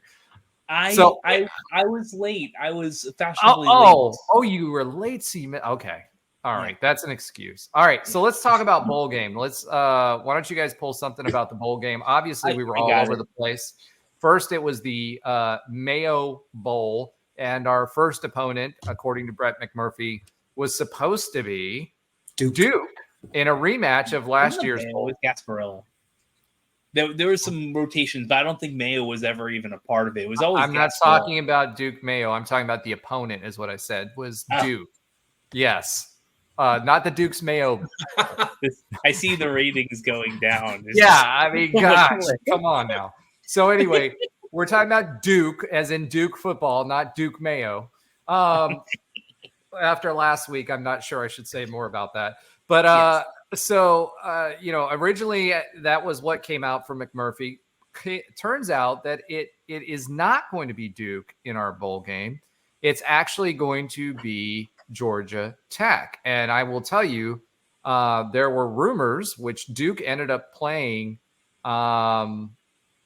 Who's the G5 team? Troy. They're going to play Troy. So we actually got the better end of the deal because we were worried that we were going to end up playing Troy and the Gasparila there for a while. And part of our text talk was really Troy and the Gasparila. And so I'm glad we ended up against a P5 team, against a P5 team that we didn't play last year in a bowl. And there are UCF ties, obviously the O'Leary Bowl, right? Obviously, we know that the head coach over at Georgia Tech also was at UCF, Brent Key. He did tell us during his press conference while he announced it live that he as soon as the game was over, he was going to start prepping for UCF. We heard that he cried last year when they lost the last time we played them. He was very, very upset, and that he was going to be in his office until 4 a.m. Working on bowl prep after the press conference. So what do you guys have for your text talks? Man, we were going back and forth on all these text messages, and I don't think we really believed what the heck was going on, because usually when someone puts out there that this was, these are the matchups, those are the matchups, and it was just insane what was going on. So I had a couple. A lot of us were kind of like, how do we feel about this? And, I was kind of like Miami. Well, a couple of things. So there's a couple of teasers, and we might talk a little bit about this, but one of them was the Pop-Tart Bowl versus Miami, because that was ACC versus Big 12. That was something that some people kind of thought might be a thing. The Pop-Tart Bowl got NC State versus Kansas State. All I'm saying, and I put this in, Miami versus Orlando in the Pop-Tart Bowl would have sold 72,000 tickets. But the ACC fight for bowl games seems to be pretty big. And that was all these different teams. It sounds like someone didn't realize that Duke and UCF played in a bowl game last year. And that's plausible, honestly. It's quite plausible. I wish I could forget the memory of that game too. But there was this big infighting. But I'm going to check where Miami. I think Miami's up in Rutgers in New York in the Bad Boy Motors Pinstripe Bowl. I know Georgia Tech and UCF is probably it's going to be a good game. It's good for TV. There are a lot of tie-ins, but really, I think we would have done better, both numbers on the actual game day, and actually done better for the city if we were in the Pop-Tarts Bowl. So that was my text talk about Miami versus Orlando. And we talked about how that could have been theoretically a possibility. I noted if we didn't have the potential teaser that Miami versus UCF could be a thing in Orlando, I don't think anyone's all too disappointed in this game, whether it's Duke or Georgia Tech, to be honest.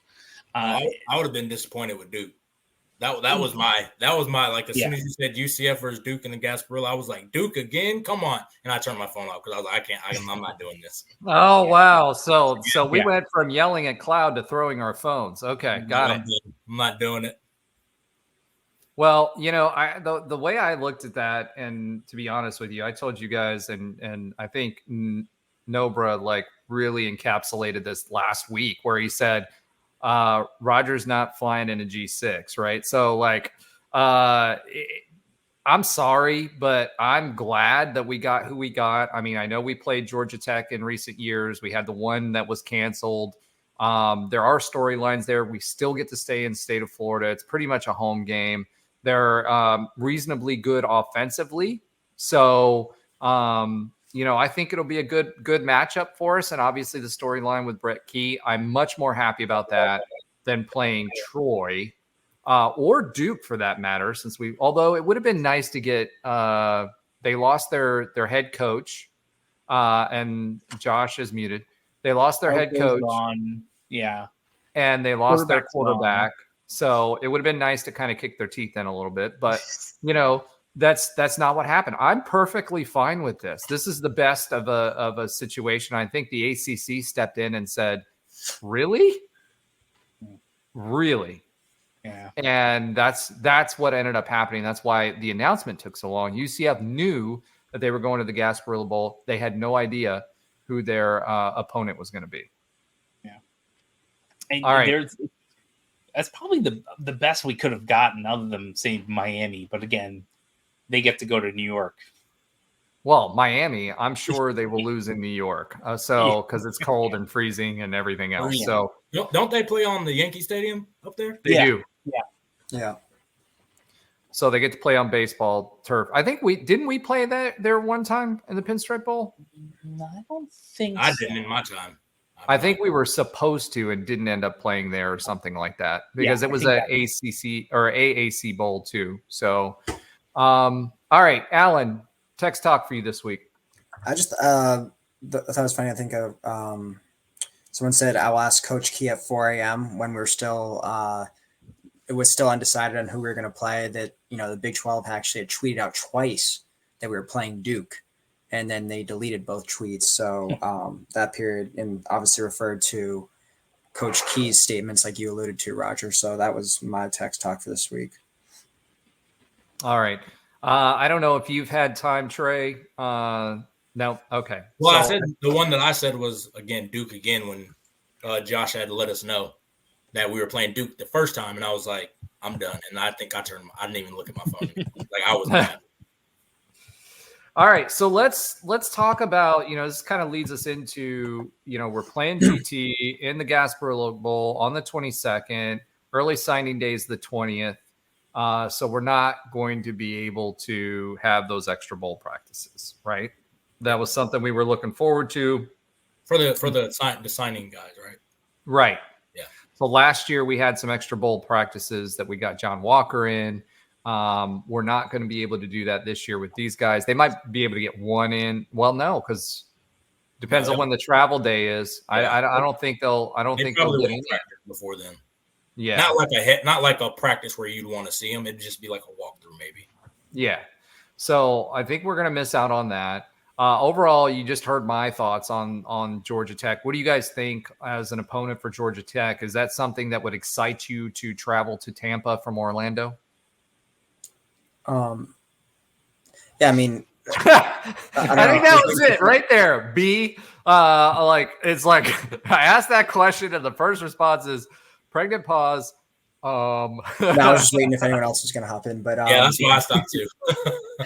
No, I mean, to travel, I'll be traveling from South Florida, and yeah, I mean, any game that's in the state of Florida, I look at as a good opportunity for myself and our fans to go to. I mean, if it's not going to be near a Six Bowl, I'd prefer it to be in the state of Florida. I mean, it is cool to be able to travel and go other places, but I usually go to one road game a year anyways. So for, a bowl game that's not like super exciting, and I'd rather, it's not near six, I'd rather be in state. I'm not trying to travel anywhere too far for a game that, is ultimately doesn't matter too much in the big scheme of things. So, I think it's great to have it in state. I think now this is our seventh bowl game in the state of Florida, out of the 14 that we've been to.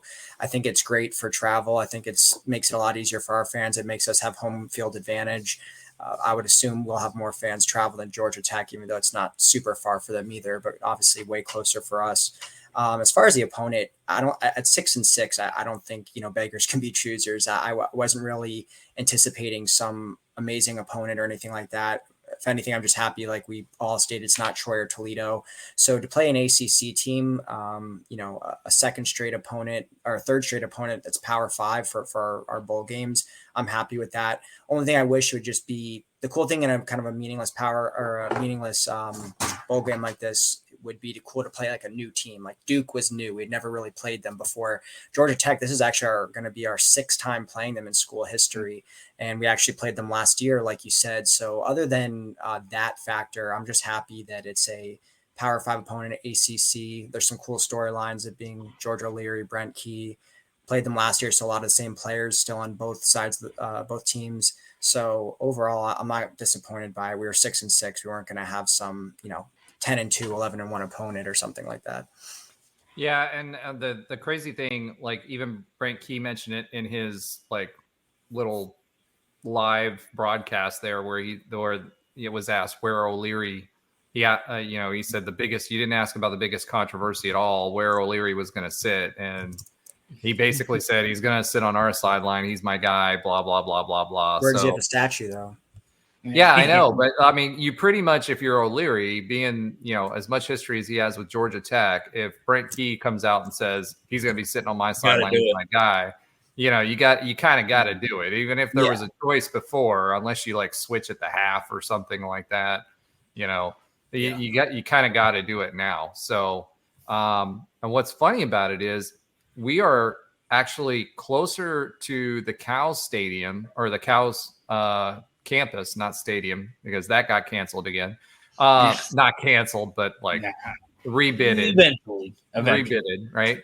And they are actually going to be in South Florida, in the real South Florida, in the Boca Raton Bowl. So I don't know if that's more appropriate or less apropos, because we know that Tampa is UCF's hometown team. They won 6 games.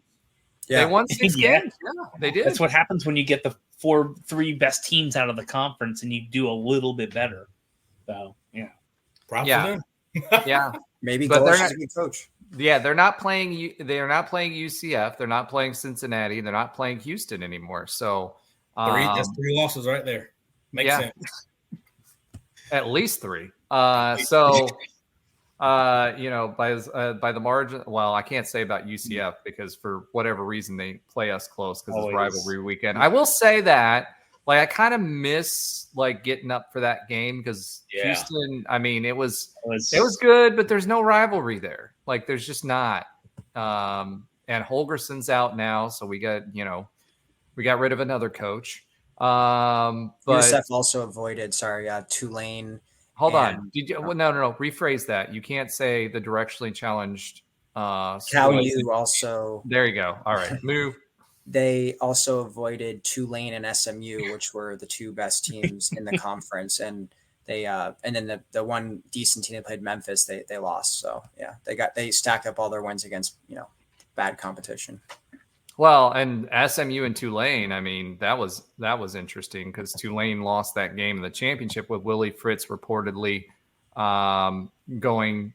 It was reported during the game that he's going to Houston. Scott Frost, yeah, one of those. I think he still wore a green shirt walking in. I'm just probably saying. did. The Cows only beat one team that was above. That was 500. I wouldn't even say above 500. That was 500 in FBS, which is good because they haven't beat too many FBS teams last 3-4 years. So, but yeah, they're beating 2-9, 2-10. UConn. A lot of conference newcomers they beat. Yeah. All right, so we know that the Cows. Do you know who they're playing in the Boca Bowl? Syracuse. Syracuse doesn't have a coach. Yeah, they just fired Babers, UCF's former coach. Close your eyes and imagine that you have a coach on the sideline. But whatever. Man. Hey, they're in the real South Florida, and we'll be playing in their hometown at their stadium. So I'm sure most of Tampa appreciates that anyway. So all right, now that we've said that.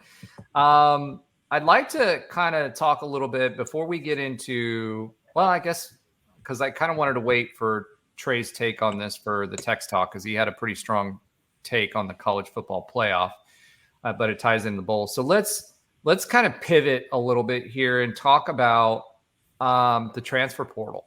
The transfer portal opened. UCF has lost 5 so far to the transfer portal. Tyler Griffin, Jalen Griffin, Jordan McDonald, Fred Davis, and Drake Metcalf, which is interesting for the center position. RJ Harvey said to be on the fence about going pro. Javon Baker has been very open about wanting to get paid. Kobe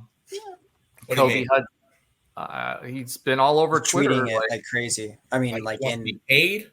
Yeah, he said you got 2-year free trial. Yeah, he said you got a 2-year free trial. Better pay up. Yeah, he wants some NIL money. Oh yeah, he wants the bag. He's got to replace that Hellcat he wrecked. But anyway, that being said, Javon's a great player. There was questions whether he was going to go NFL this year. I think he's probably going to go for the bag. I don't know if UCF has enough money to be thrown around or should be throwing that around. He'd have to sit out a year, though.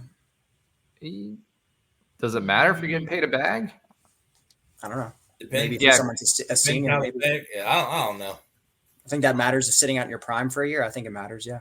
It should because the point and the goal is to get to the NFL in some way, shape, or form and get at least 3 years in or whatever to get the benefits, right?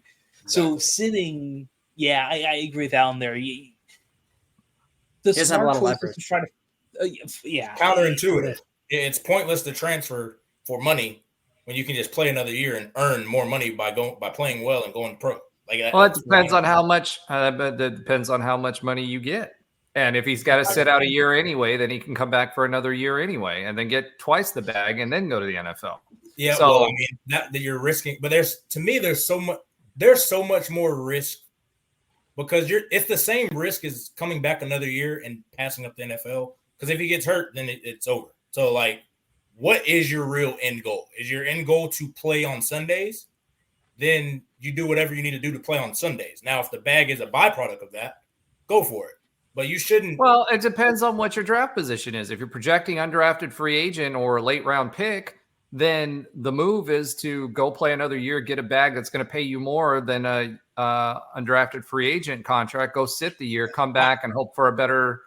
You got a year to practice in the system, and then now you're back.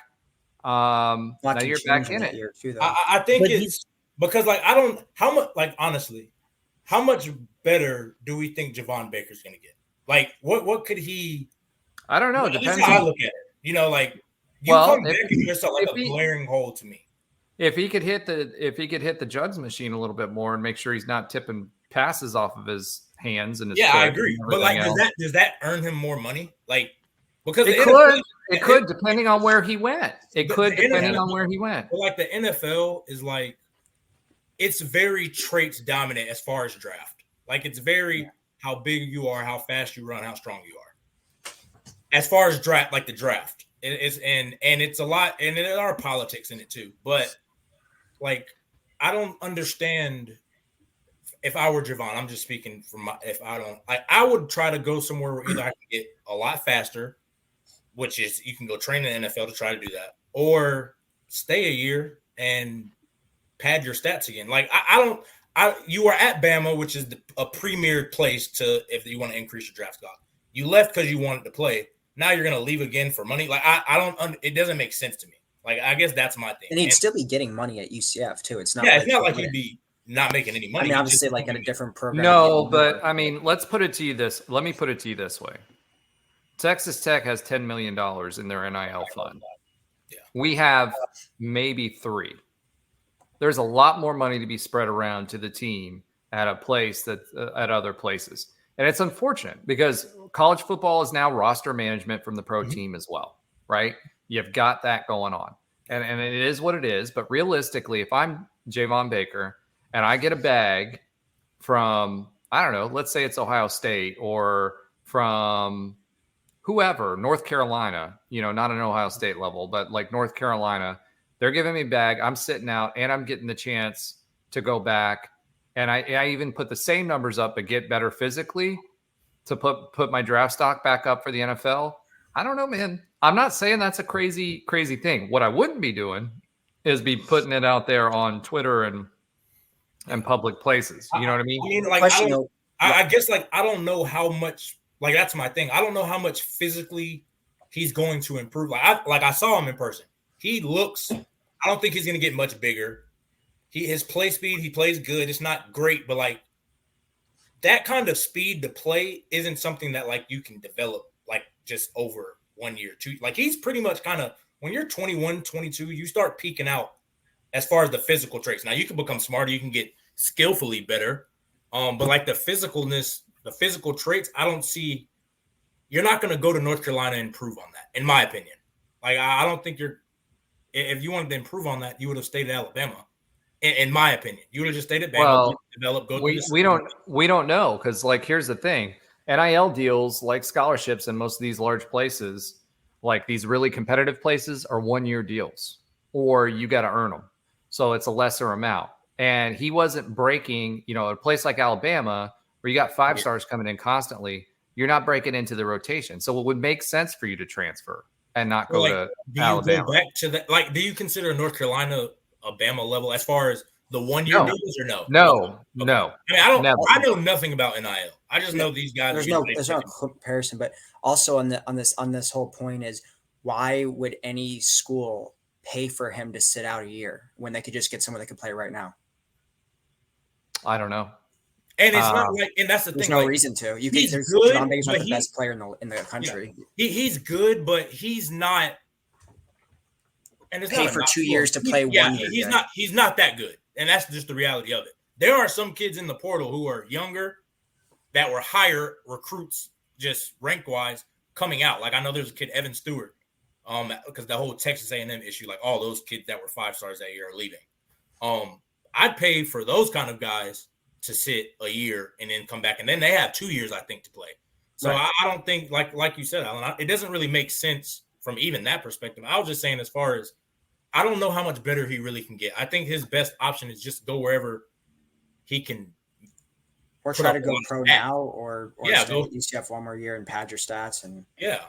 So let's talk about some of the other guys. So we talked about Javon's situation, right? So you've got Johnny Richardson, I think, who's kind of waiting it out to see what the running back situation is, right? Yeah. I think RJ is seriously considering staying.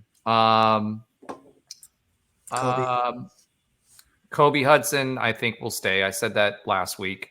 I will say that Lee Hunter, and I don't want to give too much information on some of this stuff because there are other sources out there that work really, really hard at getting it, and I don't want to put that out there. But I think there's a good chance, Lee Hunter was one that we were looking at last week, whether he would stay or not. I think there's a better shot at that than people thought there was. I think UCF as a whole is in a better situation today than a lot of us thought we were going to be about keeping our players there. Where I think the strategy for UCF is do what you can to keep the players that you have.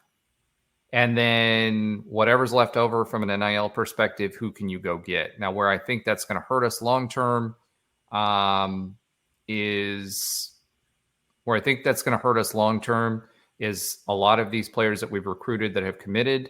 They're going to look around for bags. Supposedly Mississippi State, Kylan Fox recently visited Mississippi State. That was our big tight end commit for this year. He's got an offer. There's going to be people. I mean, look at what happened with John Walker last year, right? Yeah.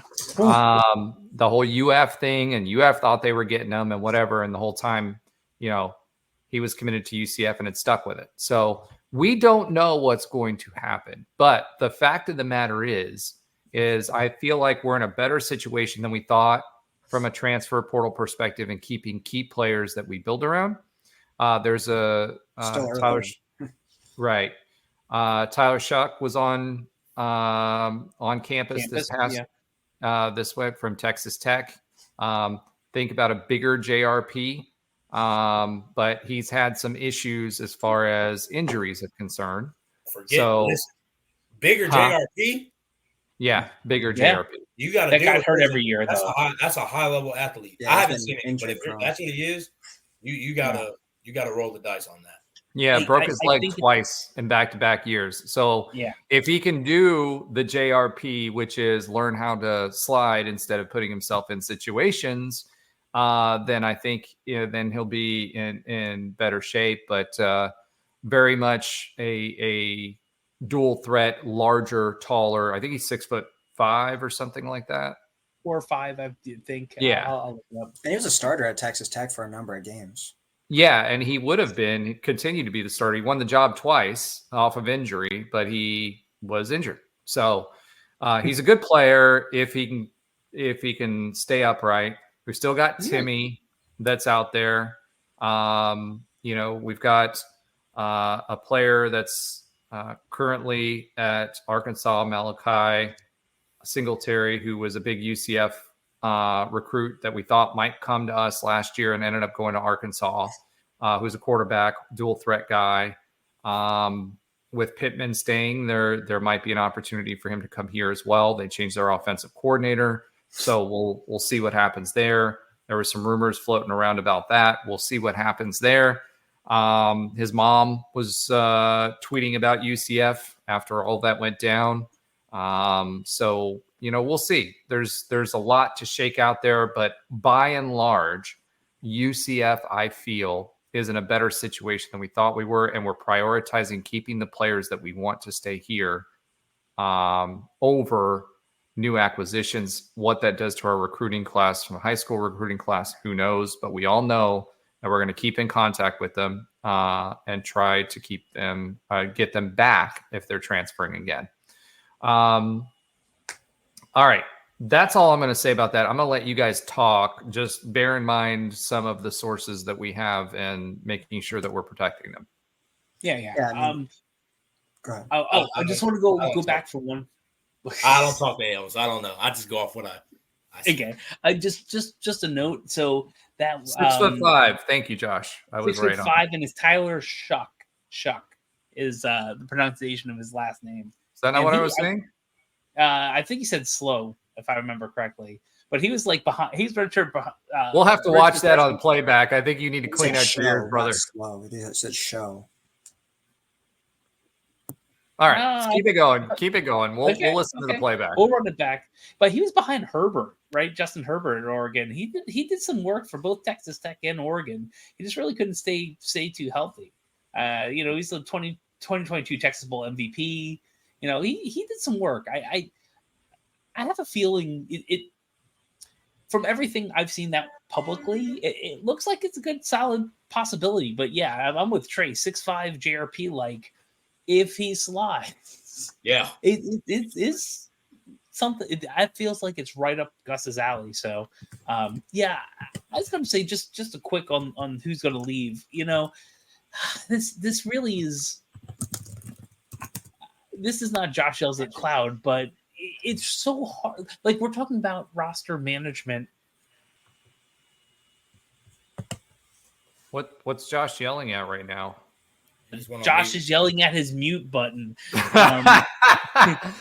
But so there's just I wish there was some type of formality around all this, because like even the NFL, if you get paid to do a job, there's some structure around that. And that part of that's just going back to our basketball conversation, having just 2 or 3 years of the same players makes a team more of a team in any sport. So I actually feel like we're gonna retain a good amount of our players, and only of the ones that have been on X, formerly known as Twitter, so far. It isn't like a ton of them are full-time starters. Definitely could be, but there are definitely some that was it Jordan McDonald announced and did a nice note, and I wish the man the best. Right, he was just behind a lot of. You're behind RJ Harvey, who we all know, right? Johnny Richardson, who's a man, and had 2 other people that just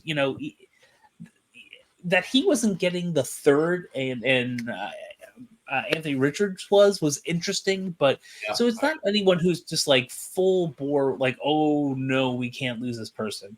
And maybe that happens in the future, but I have a feeling we're going to, through our NIL efforts and other ways, we might have a pretty tight brotherhood of a team next year. I'm hoping, because I don't think we're going to lose too much, and we're getting a lot of freshmen and others in. We lose a ton. Well, I'm talking about non-seniors, right? Like seniors who are going elsewhere. Got it. We do on that side completely, yes. But I'm thinking more of the unexpected players we might lose because they want to go and get a bag or aren't getting enough playing time. I do think center is going to be a question next year. Yeah. I think on the offensive line, I think offensive line will be okay. Assuming Kite stays and a few of the other guys were getting more playing time this year, expected to be starters next year. So I'm comfortable with the O-line, with the exception of center. We're going to have to figure that out because look who we had playing center at the end of the year and who did really, really well. So I think that's going to be answered. I think every position, honestly. Yeah, well, linebacker's the big one for me. Linebacker. Yeah. We We've have got to. to No go one. get some linebackers. Almost And- no one. I should say no one. Almost no one. I mean, I think it's day one of the portal. And this kind of follows a similar pattern last year. The first days we lost guys that we were all comfortable with. Like today, it was the only like one that made you flinch a little was Jordan McDonald. Like, oh, a young running back.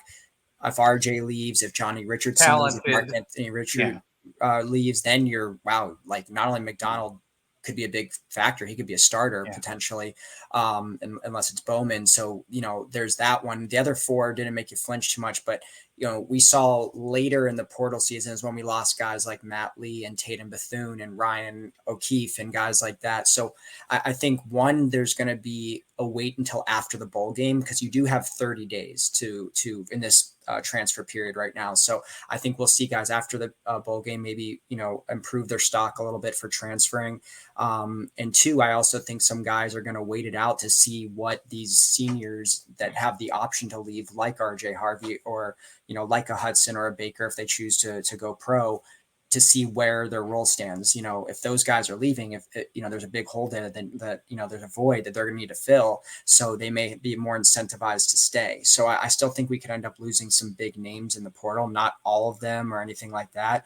But UCF, from what I know, has a list of like 25 guys that they protect in the sense that they really want to keep and put their best foot forward to keep. So I agree with Roger. I think they're going to do a good job in keeping a lot of guys, but I still think there's going to be a couple more names we hear that's going to be painful to lose.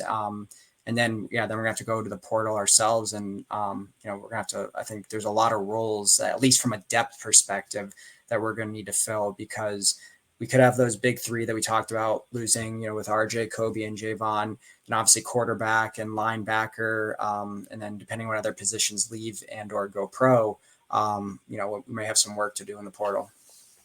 Gosh, I feel like we're so serious this week. I don't know what's going on right now. There's less hilarity ensuing than there normally is, and not a whole lot of bees being pushed.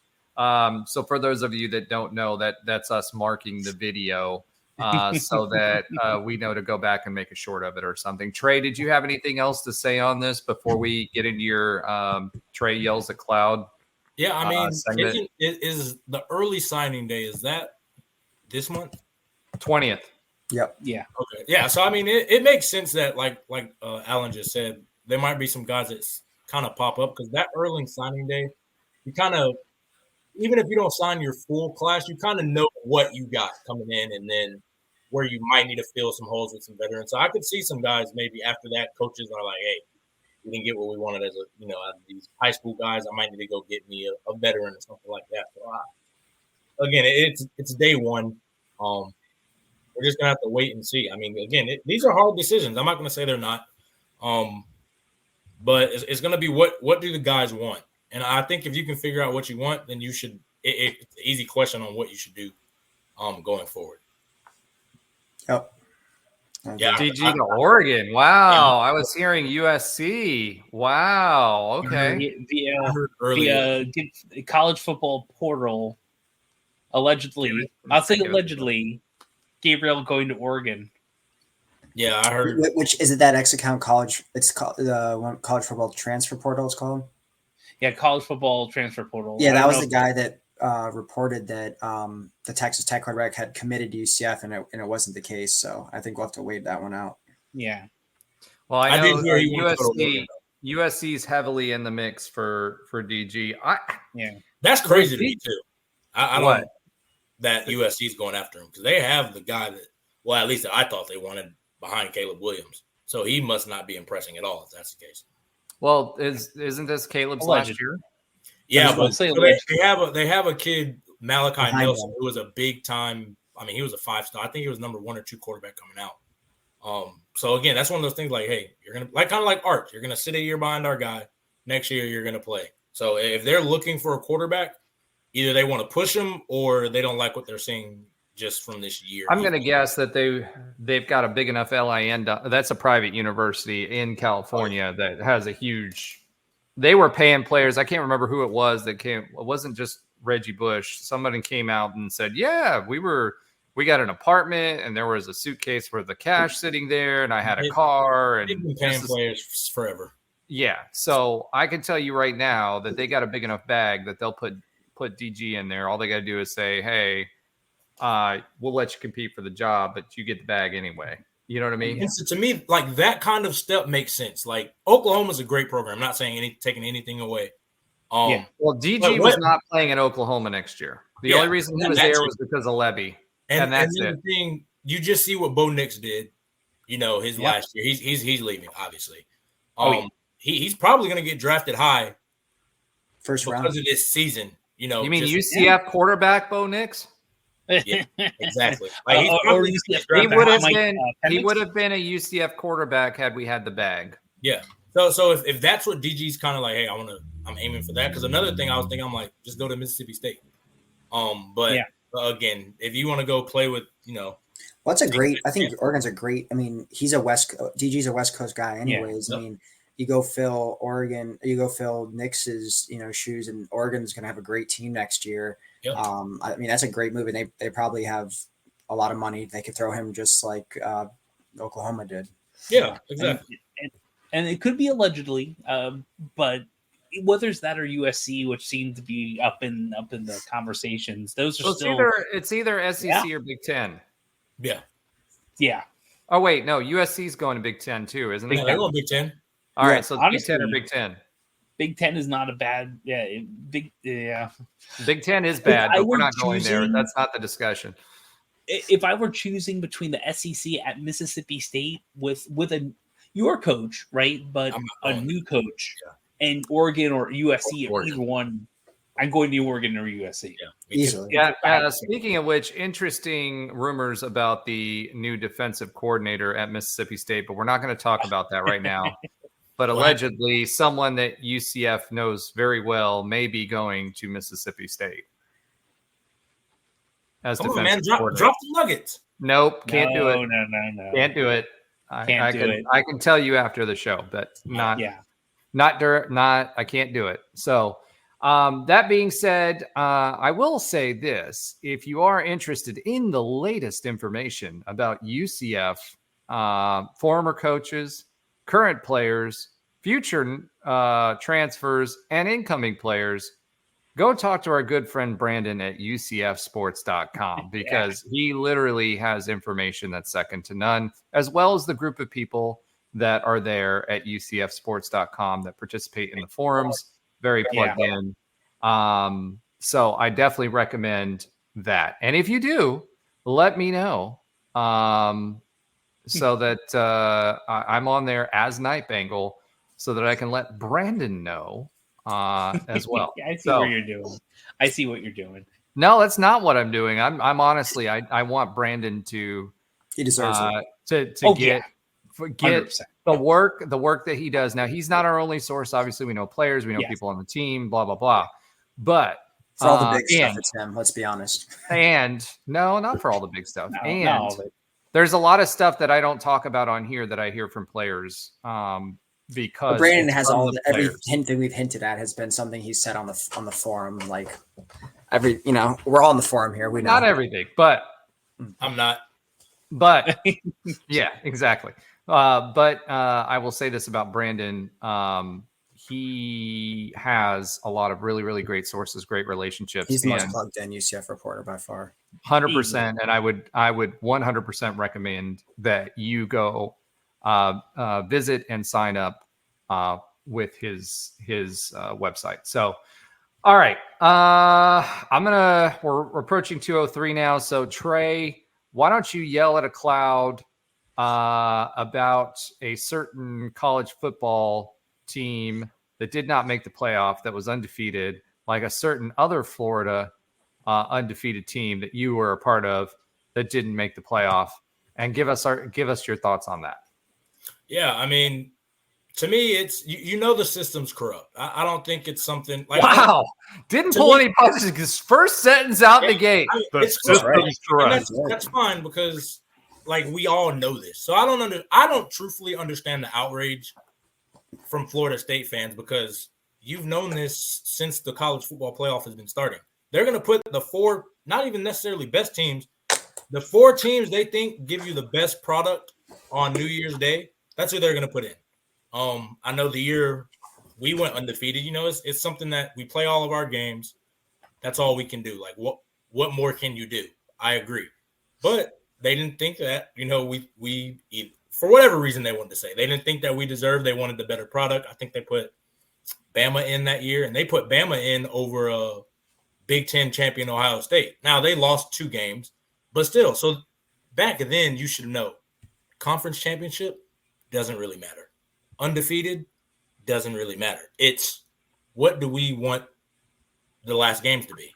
And I also think last year, just being quite honest, when TCU lost 65-7 to Georgia, they were like, we're not putting any teams that we might feel could be undermanned in ever again, no matter how deserving they are. And I think that's the issue with Florida State. I've been saying this the whole time. The first 11 games with Jordan Travis at the helm, they were a top 4 team, and even maybe a fringe top 4 team. When you lose your quarterback, and a great thing that I heard proposed earlier today was, if Washington's Michael Penix would have gotten hurt, do you think they're the same team? All right, so let me pause you there because I'm going to throw this back in your face. 2017, Mackenzie Milton goes down. Yeah. We have our backup quarterback. We have the backup quarterback, and we're not, but he performed pretty well in the championship game. Yep. Did you deserve to be part of the playoff that year? Deserved? I think we deserve it because we won every game. But, I mean, I saw another thing, like one of the – They're even talking about his injury for the playoff, though, because there was no chance we were going to get into the playoff. Yeah, and I think the executive director said, like, deserves isn't a word that we're using in the meetings that we're having. So, again, another nugget they're telling you. I think the way they set up the rankings were nuggets of what they were telling us without saying it to me. And we can get into that a whole other week. But so let's save. I think that's worthy of next week's discussion. I think we all could have. I think they were setting this up for, including this week, 3 weeks, what they wanted at the end, because they knew that they're smart. They knew they had a problem with all these teams that are high-profile teams winning. At the time when we were winning, we weren't high-profile, sadly. I mean, now we are there. But now when you have Texas, blue blood, huge draw. You have the West Coast teams, blue blood, huge draw. You have the 2 SEC teams, blue blood, huge draw. You have the Big Ten teams, blue blood. Like, they had a problem with what they wanted because you can only put 4 in. So they, 3 weeks ago, in my opinion, were already setting up what they wanted. It doesn't help when the ACC was part of the axis of evil that fell apart between the Pac-12 and the Big Ten and the ACC that said, hey, screw you guys on the playoff and Big 12 and the SEC. We're going to leave you out in the cold. As long as ESPN controls it, their biggest property is SEC. And you better believe that an SEC team is going to be in the playoff, number one. Yep. And number two, I think the Big 12, by being left out of that, actually got an advantage because they played by the rules with the ESPN and the SEC and the Big 12 teamed up. And I can tell you this right now, we saw it with the Big East. We saw it. We're seeing it now with the ACC. Florida State throwing its little tantrum didn't help their case whatsoever. So we're going to leave it at that for next week because there's a lot more to say about that. I know Alan's chomping at the bit to talk about this too. And we're already at 2:07 and I got it in before 2:08. All right, let's go ahead and move on. We're going to skip UCF student re-education. We were going to have our good friend Chance McSpadden talk about that with Nobra this week. Unfortunately, we just talked way too much basketball. So let's go ahead and get into – no, it is, and we're going to talk more basketball as we transition away from football. Obviously we enjoy it. But let's talk real quickly about Lipscomb. We kind of mentioned them earlier. UCF defeated Lipscomb 72-57. That's the least amount of points that Lipscomb has scored. They averaged 84 points a game. UCF improves to 5-2. This looked like a different team that was more focused. UCF was led by Darius Johnson this week, 19 points. Sellers had 16, which is crazy because that's an off week for him. Avery had 12 points and 6 rebounds. UCF out rebounded Lipscomb 44-31. We were playing to our strengths, which was in the paint. And Lipscomb shot 38% from the field. The crazy thing is, this is a 3-point shooting Princeton offense team. UCF shot 40% this game, which was better than what they shot before. From the 3-point line, again, I still think, and I mentioned this with Chance, 32% is not going to cut it in Big 12 play. We've got to find some solutions for the 3-point.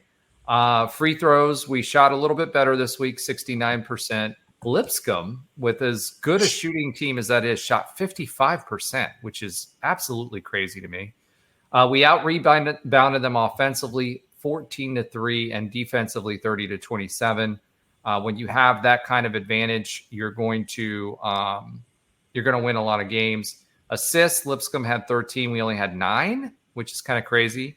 But we did have 9 steals, 3 blocks, and turnovers. We won the turnover battle, but still 16 turnovers isn't that bad. But the turnovers we had were just dumb. Like, you watch the game, it was just like, okay, let me turn around and hand the ball to you, or I had no situational awareness. And what the other thing that's driving me nuts is passing all the way cross court, and through the middle of the paint, and you think that that's not going to be picked off. That's like junior level understanding of passing and basketball. But UCF still won. It was pretty close to 30 points there for most of the game, and it was a dominating win, and they did what they needed to do. Next up, they've got Jacksonville State, which will be interesting. Did you guys have anything to add to any of that? I was there. No. Yeah. If you got anything on. No, I was just going to say it's an interesting trend, and I feel like this goes back since I was in school. UCF basketball is just always a bad free throw shooting team. Like, I've never seen a good one, and I saw in this one they shot maybe just under 70 or something like that. So I think that's going to be, as they get into closer games, that's going to be something that plagues them. I mean, they call it the charity stripe for a reason. You can't be shooting, that low. I mean, Lipscomb didn't shoot great either from the free throw line, but the games are going to get a lot harder than this, and you're going to want as many points as you can get. So I think that's something. I think this year I haven't seen maybe one out of 7 games where they've shot decent from free throw. So I think that's been an issue dating back to Kirk's days. Yeah, it's been an issue for a while, but it's Donnie Jones' teams were all right, but they were lights out when they played us last game. I was there, and I will tell you the one thing that was really different between that game and the Stetson game was the atmosphere, and it's not the difference in the game, but the band being there. Yeah, the band being there was a significant difference. I'm not saying it's going. If the band's at the Stetson game, we win, but it might have made a difference. Like, everyone was a little more energized. There were less people there than the Stetson game, or at least from the eyeball test. But it was a good game, and it was a solid effort across the way. And I even think in our text talk, Ben Stout was talking about one of the players from Lipscomb played at Presbyterian, and he scouted him the year before for a TV appearance. And I mean, when he said that, and then that he was pretty good from 3, and then within like 4 minutes of game time, he gets the ball on some type of curl and just shoots lights out without even blinking and drains it. So it was a good game for UCF. It was much better as a whole. And as I said earlier from the text talk, some of those different combinations of players getting in the game and working together, there was some excitement on some of those different areas. I don't know if Comey is ready quite yet for the entirety of what needs to be there, but there's some, you can see some. Comey just needs to play. That's his big thing, and he will. So Alan, do you have an oxymoronic stat of the week this week? No, I mean, I figured as we get closer, I want to save it for the Georgia Tech game. I will maybe like game week. You don't have any like for what? Basketball oxymoronic stats of the week? Come on, Alan. We found out tonight that you were the hoops reporter for the. You know what? I will. I'll start bringing it in for basketball. Honestly, I didn't. Good. Challenge accepted. I love it. I gotta get back into basketball. I mean, I'm following them, but I'm following like the ESPN Gamecast more than I'm actually watching it. I'll challenge accepted. Well, Wednesday night will be your first night to start watching UCF basketball again. Okay. All right. Josh's sometimes funny fact of the week. Do you have one? I see a thumbs up. I do. All right, let's go. So this one's we'll see. This is a Georgia Tech related one, and I might do more. And we talked about Brent Key many times so far in this conversation, and when we were talking about bowl games. So Georgia Tech and UCF, as Alan said, has played 5 times before this bowl game. This will be the 6th game we play. How many games has Brent Key been a part of in the series between UCF and Georgia Tech? Ooh, I'm going to go with 3. Okay. Hold on. 3. Hold on. Sure. Are we saying while he was on the Georgia Tech sideline or just in general? How many games has Brent Key been a part of in this series? You said a part of? A part of. So he could have played, he could have coached, he could have been illegally somewhere been filming on our Georgia games. Tech's team or UCF's team. Ooh. I don't think he played when he was playing for them. I don't think he played us. But the way Josh said that makes me think that might be a possibility. So you said there were 5 previous. So I'm going to say 4. But Trey, that doesn't count count his playing years if they played during those. But yeah, just. Yeah, is Trey? We lost Trey he's here. Lagged. He just sent me a text message. He said he's lagged out. He's joining again. So okay. South Florida. So South Florida's internet is bad as Orlando's. All right. Do you want me to wait for him, or should we just go? No, just go, man. We're at 2:16. We got to go. Sure. The answer is every single one. Wow. Brent Key has been a part of every single game that Georgia Tech or UCF has played. He was a player, redshirt or not, in 96 through 2000, and we played at Georgia Tech. Hey, Trey, we're just catching up. We have played Brent. If you didn't know, Brent Key has been a part of every single UCF versus Georgia Tech game. Everyone. As a player, he played when we lost in 96, 99, and 2000. In 2020, he was on Georgia Tech, but not as the head coach role. I think that was the Jeff Collins era, which listening to a Georgia Tech a podcaster, they don't talk about that era a lot. And of course, crying after he lost last year. That's what we've read in some articles. So he has been a part of every single game. So he's never been part of the UCF side, that means, when they played each other. No. He's actually been, it's been all Georgia Tech, actually. On that entire time, which makes sense since this is the quote O'Leary Bowl. But I was wondering how many times because I knew he's a player there, right? And he played under George O'Leary, and I was like, did that align? And every game. Awesome, very interesting stuff. So quick update on other UCF sports. UCF women's hoops remained undefeated with a 42-41 win over Campbell to start 7-0 and plays New Orleans next. Now the skin of their teeth, right? Because they've been blowing everybody out. So I think this might be a wake-up game for them without the bad results of Stetson. So this team's really, really, really good. And Alan says a win is a win unless it's Florida State. I agree.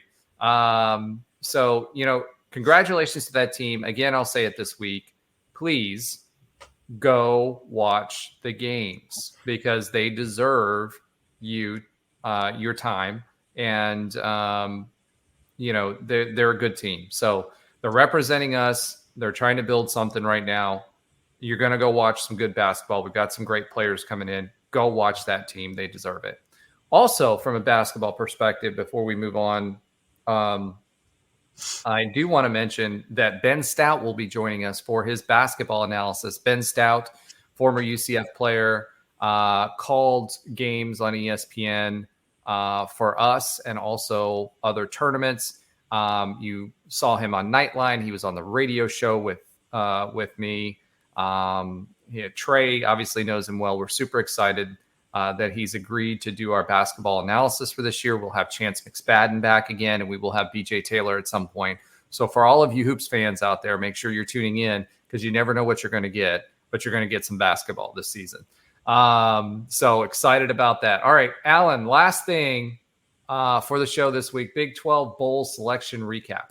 Yeah, so 9 Big 12 teams made a bowl this year. So obviously well more than half.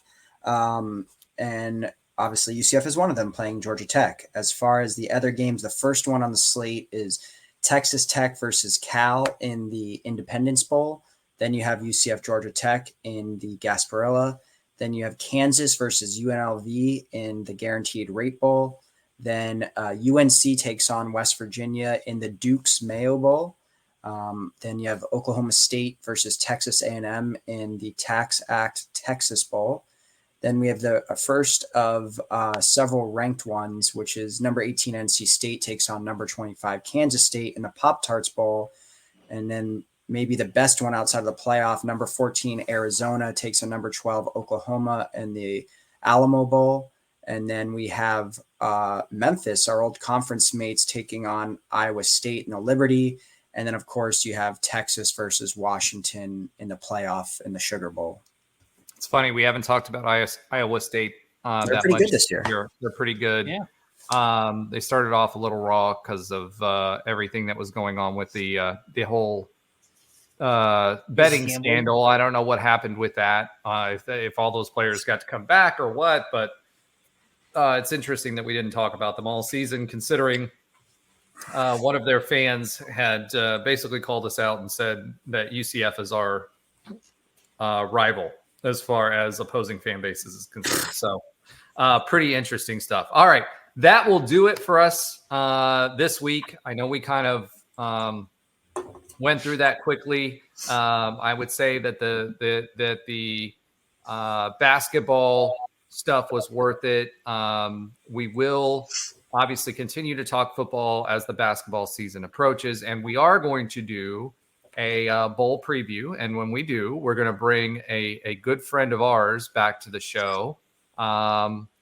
And his name is Andrew Fagley. So for those of you that have watched Nightline, I did talk to Andrew, and he's going to join us for the show. So I don't know when the Kansas game is in basketball. Remember, he played for Kansas, but he's a big UCF fan. Early January. The 6th Oh, or okay. something. So it'll be a while. Okay. But we'll get his take on that too, and excited to bring him back onto the show to join Trey and I, and obviously Ben. So it'll be almost like a reunion of sorts for that show. Other than that, I just want to thank everybody for continuing to follow. We see those that volume going up there. Make sure you subscribe. Make sure you like. Make sure you give us feedback. If you're on Apple, give us a review. Or any of the other platforms. We appreciate what you do. We do it for you. And of course, we have a great time.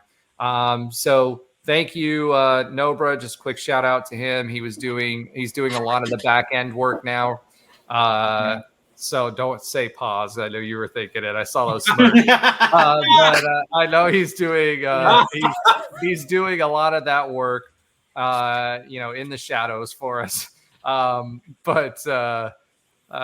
We appreciate what you're doing, man. I know we joke around, but you're doing a great job, and he learns fast. So I appreciate that about him. If anybody's looking for any help with audio, he's a hard worker, and someone I would certainly recommend. So that being said, this is episode number 15. We look forward to number 16 next week. Alan's going to be watching some hoops, and thank you everyone for what you do. Go Knights and Charge on. All right, awesome. We're still doing the stuff, right? I mean,